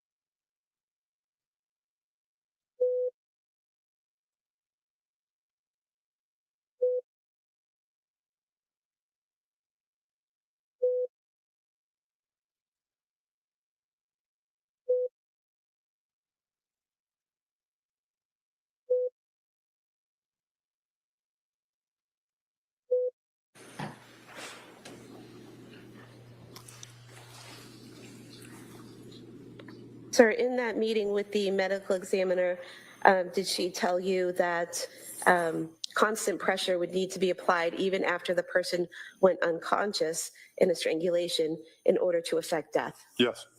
Did she tell you that it takes several minutes of continuous pressure to cause Can we death? not have leading questions? If this is going to be admitted, can we not have leading questions? It's her witness. You want to ask him what she said, and then Do you recall? Sorry. go ahead. Do you recall what she said about the time it takes to strangle someone to death? After unconsciousness, I think she said several minutes. It would take several more minutes for someone to die. And would that be several more minutes of strangulation? Yes. I have no further questions. Thank you. Ms. Reid. So she asked you about the pills that were located in the master bedroom by Patrick when I was with him, right? Yes. And you know that Patrick indicated that after you guys had cleared the scene, finished with your investigation, seized all the pill bottles that you were able to locate, that I went in the house with him and I took a number of items, photographs, albums, things on the wall and stuff like that, right? All I know is the pill bottles. I don't know what else you took. Oh, just the pill bottles. And at some point, I imagine the DA must have shown you this, recognize this as being the nightstand drug. It looks similar to the one that was in the video. See it? You look at it? I mean, it looks similar to the one. I've never seen that. I don't know. Okay. So these would be the bottles that were in there, right? I don't know. I don't know. And do you know that when these were seized, the first thing that was done is I contacted the DA's office and said that I had them? I don't know what you said to them. You want to come by my office and pick up anything they had, you're welcome to look at it, seize it, have it analyzed, send it to a crime lab. I didn't care. I don't know what you said.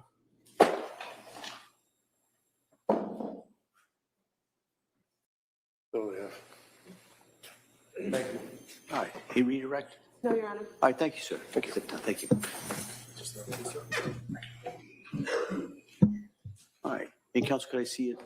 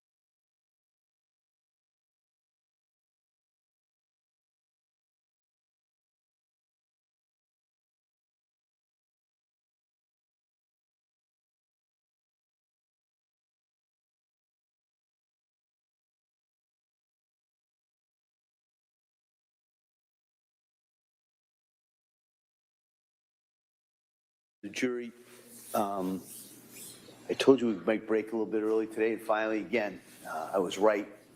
And so we're going to recess on this matter for you at this point. So I'm going to excuse you Monday morning, all right? So you don't have to come in here tomorrow. So I'm going to suggest that take these next couple of days, rest up. I know it's been a long couple of weeks for you. I appreciate all the work that you've done. I'm going to really remind you of those instructions because now I've got kind of a longer stretch that you're going to be at home, you're going to be talking to people. So I just want to remind you, do not talk about this case with anyone. Don't do any research about this case or similar cases. If you have any questions, don't do any research. Don't try and educate yourself on any of the issues or facts that you've heard so far in this case. Don't make any little road trips to go by any places or try and fill in any gaps. The other thing I want to remind you, you have to still keep an open mind. All right? It was probably easy to kind of nod and say yes when I said that at the very beginning of the case. But now you've heard a lot of evidence, but you haven't heard all the evidence. All right? You haven't heard the closing arguments of the attorneys. You haven't heard the law that you do apply. So I'm just reminding you have to do that. It's so important. And so I just kind of want to remind you on that. I want to thank you so much for so far all the work that you've done and all the work that you're going to do. And so I hope you have a very nice weekend.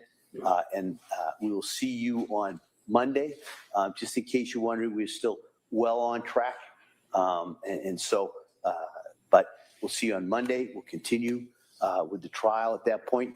And again, have a nice weekend. All right, thank you. Court, all rise. Jurors, I close the notebooks. This way, please.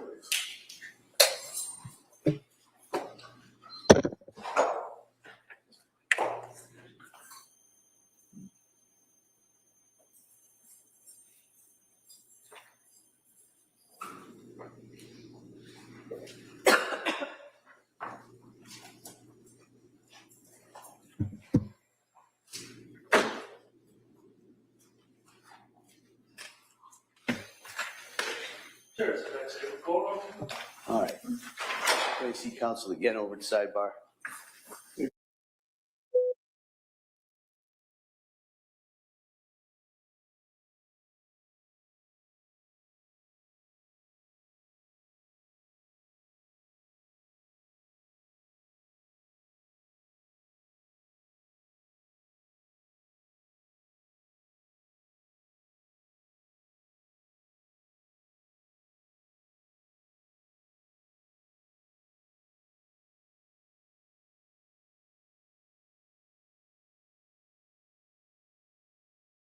We're going to address the Commonwealth's motion regarding trial court security logs. Thank you. Counsel?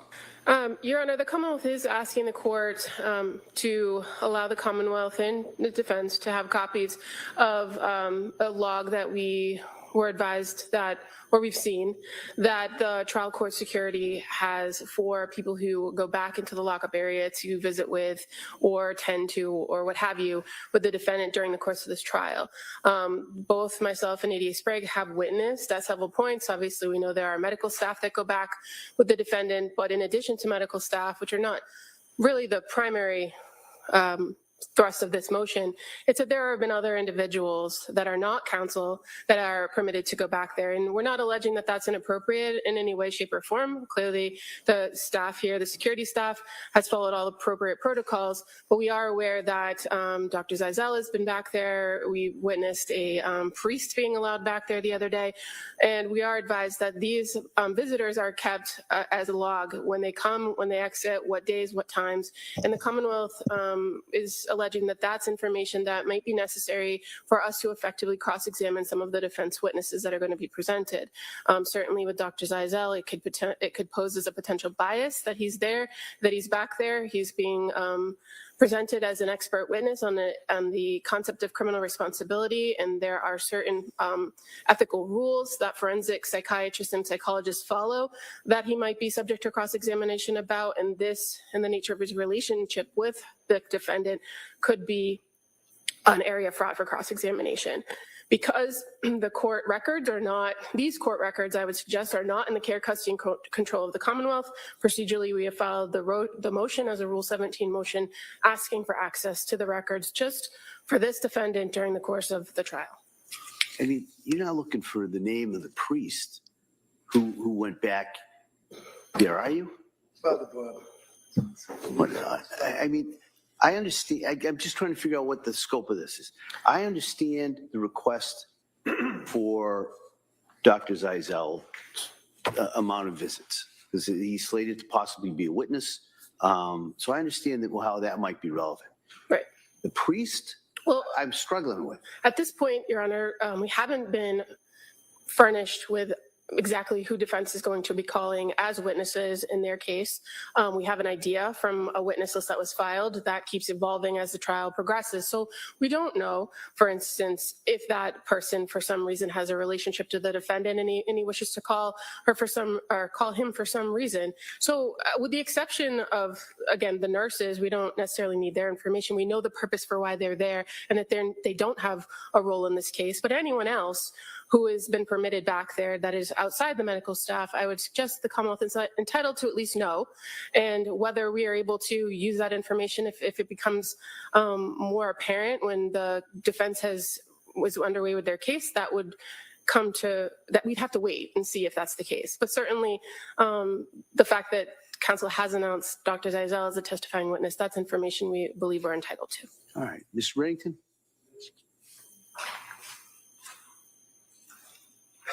So first of all, here's the list. They want the list. We don't need a Rule 17 and a court order. They can just go over from there to there and get the list and see who's been going in and out to see Lindsay. I don't have a problem with that by no means whatsoever. Father Bob is a Roman Catholic priest who baptized these kids, who is very, very close to Lindsay. Not in a religious sense. They just like each other. She went to Mass sporadically. She's not a devout Catholic. She's a Catholic. She has a relationship with the Father at that church. And that guy has been with her for 3 years, through the hospitals, through Brigham and Women's, going to Tewksbury. I haven't even talked to the guy since last week, first time I ever met him. Shook his hand, nice man. After that debacle yesterday that we went through with the public. Let's stay focused on. I am staying focused. Well, This is what I'm dealing with. I guess I'll tell you right now, so I can save you. I'm not ordering the name or address of anyone other than Dr. Zeisel. Can I call him as a witness right now? Well- Tell you what his involvement is with going No. back? No, I'm gonna allow that so the Commonwealth can take a look at that record. Nobody else though. And then at some point, if the doctor is called, we may need if we have to address that, we can address it. So I'm going to allow the Commonwealth to have the information regarding Dr. Zeisel, and that's it though. Anyone else who went back there has been admitted pursuant to the appropriate rules of the security department in this case. Especially, I'm not ordering the name, address, or frequency of this Roman Catholic priest. I'm just not going to do it based on the record that I have now. If for some reason he's called as a witness, which I haven't seen that, I haven't seen an expectation even regards that. If that comes up, then the Commonwealth can renew this, and I may reevaluate.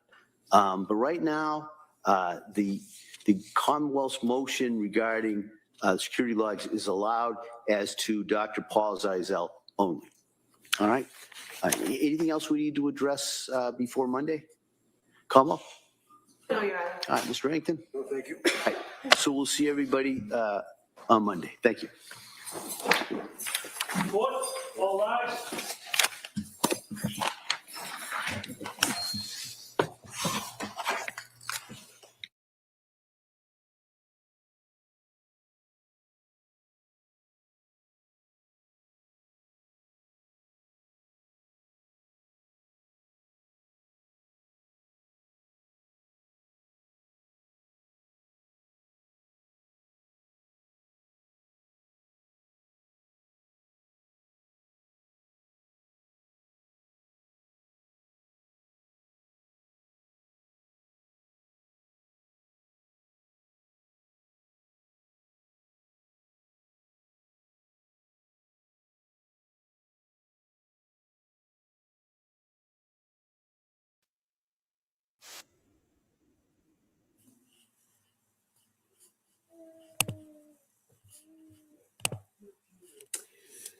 All righty. Well, that wrapped up quickly.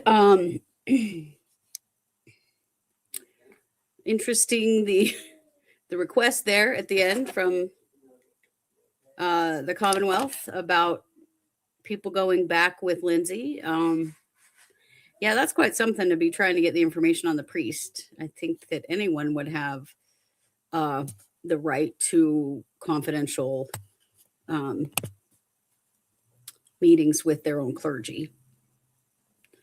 And, it seems that maybe Dr. Zeisel is actually still treating her, which is certainly her right to have him as a doctor.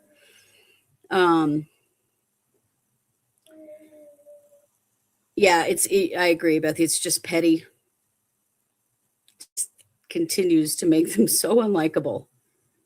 And just the constant implication that they're all doing something shady back there. Like, what the hell? I mean, obviously she needs medical assistance during the trial. That tells you what poor shape she is in. But yeah, that was interesting. And that last bit there, just another chance to try to torture Lindsay, I guess, with the photos and stuff of the kids. Yeah, they want to upset her and keep her wailing. I know. It's really gross. I feel like this prosecution team is really jaded at this point. Their job here is not to torture the defendant. But they are doing that, aren't they? But I think that the judge is tired of it. We know the defense is tired of it. Yeah. So I don't know. I'm glad for everyone that there's a day off tomorrow. I'm glad for everybody. I think everybody needs a break from this shit, I think. And maybe have a good weekend and take a break from this story because it is so painful. And the nightstand drawer did make its appearance again. He's just going to keep rubbing that in about, that's such a big miss on the part of the defense or on the part of the police and the investigation, that they missed that whole drawer of medication and Apple Watches. But that's the defense's job, keep the pressure on creating doubt. And I think that's pretty smart. All righty. Well, we will be over on True Crime Squad Trials at 3, or not Trials, our main channel, True Crime Squad at 3 p.m. Mountain. You're not going to want to miss this because we are dropping a case today that we are the first to drop. It is a local case to us, but it is quite a bombshell. And a local medical provider in our area who is doing some real shady stuff and has been charged. And not even our local news have covered this yet. So we've got a scoop for you. It is the kind of case that could happen in anyone's community and something that we should all be keeping an eye on. So come on over to True Crime Squad, our main channel, at 3 p.m. Mountain today for that. And then guess what? We've got a day off. Tomorrow, we got a day off. I'm going to enjoy it. I hope that you do too. Thanks for joining me today. You guys know it. I'm Christy with True Crime Squad Trials.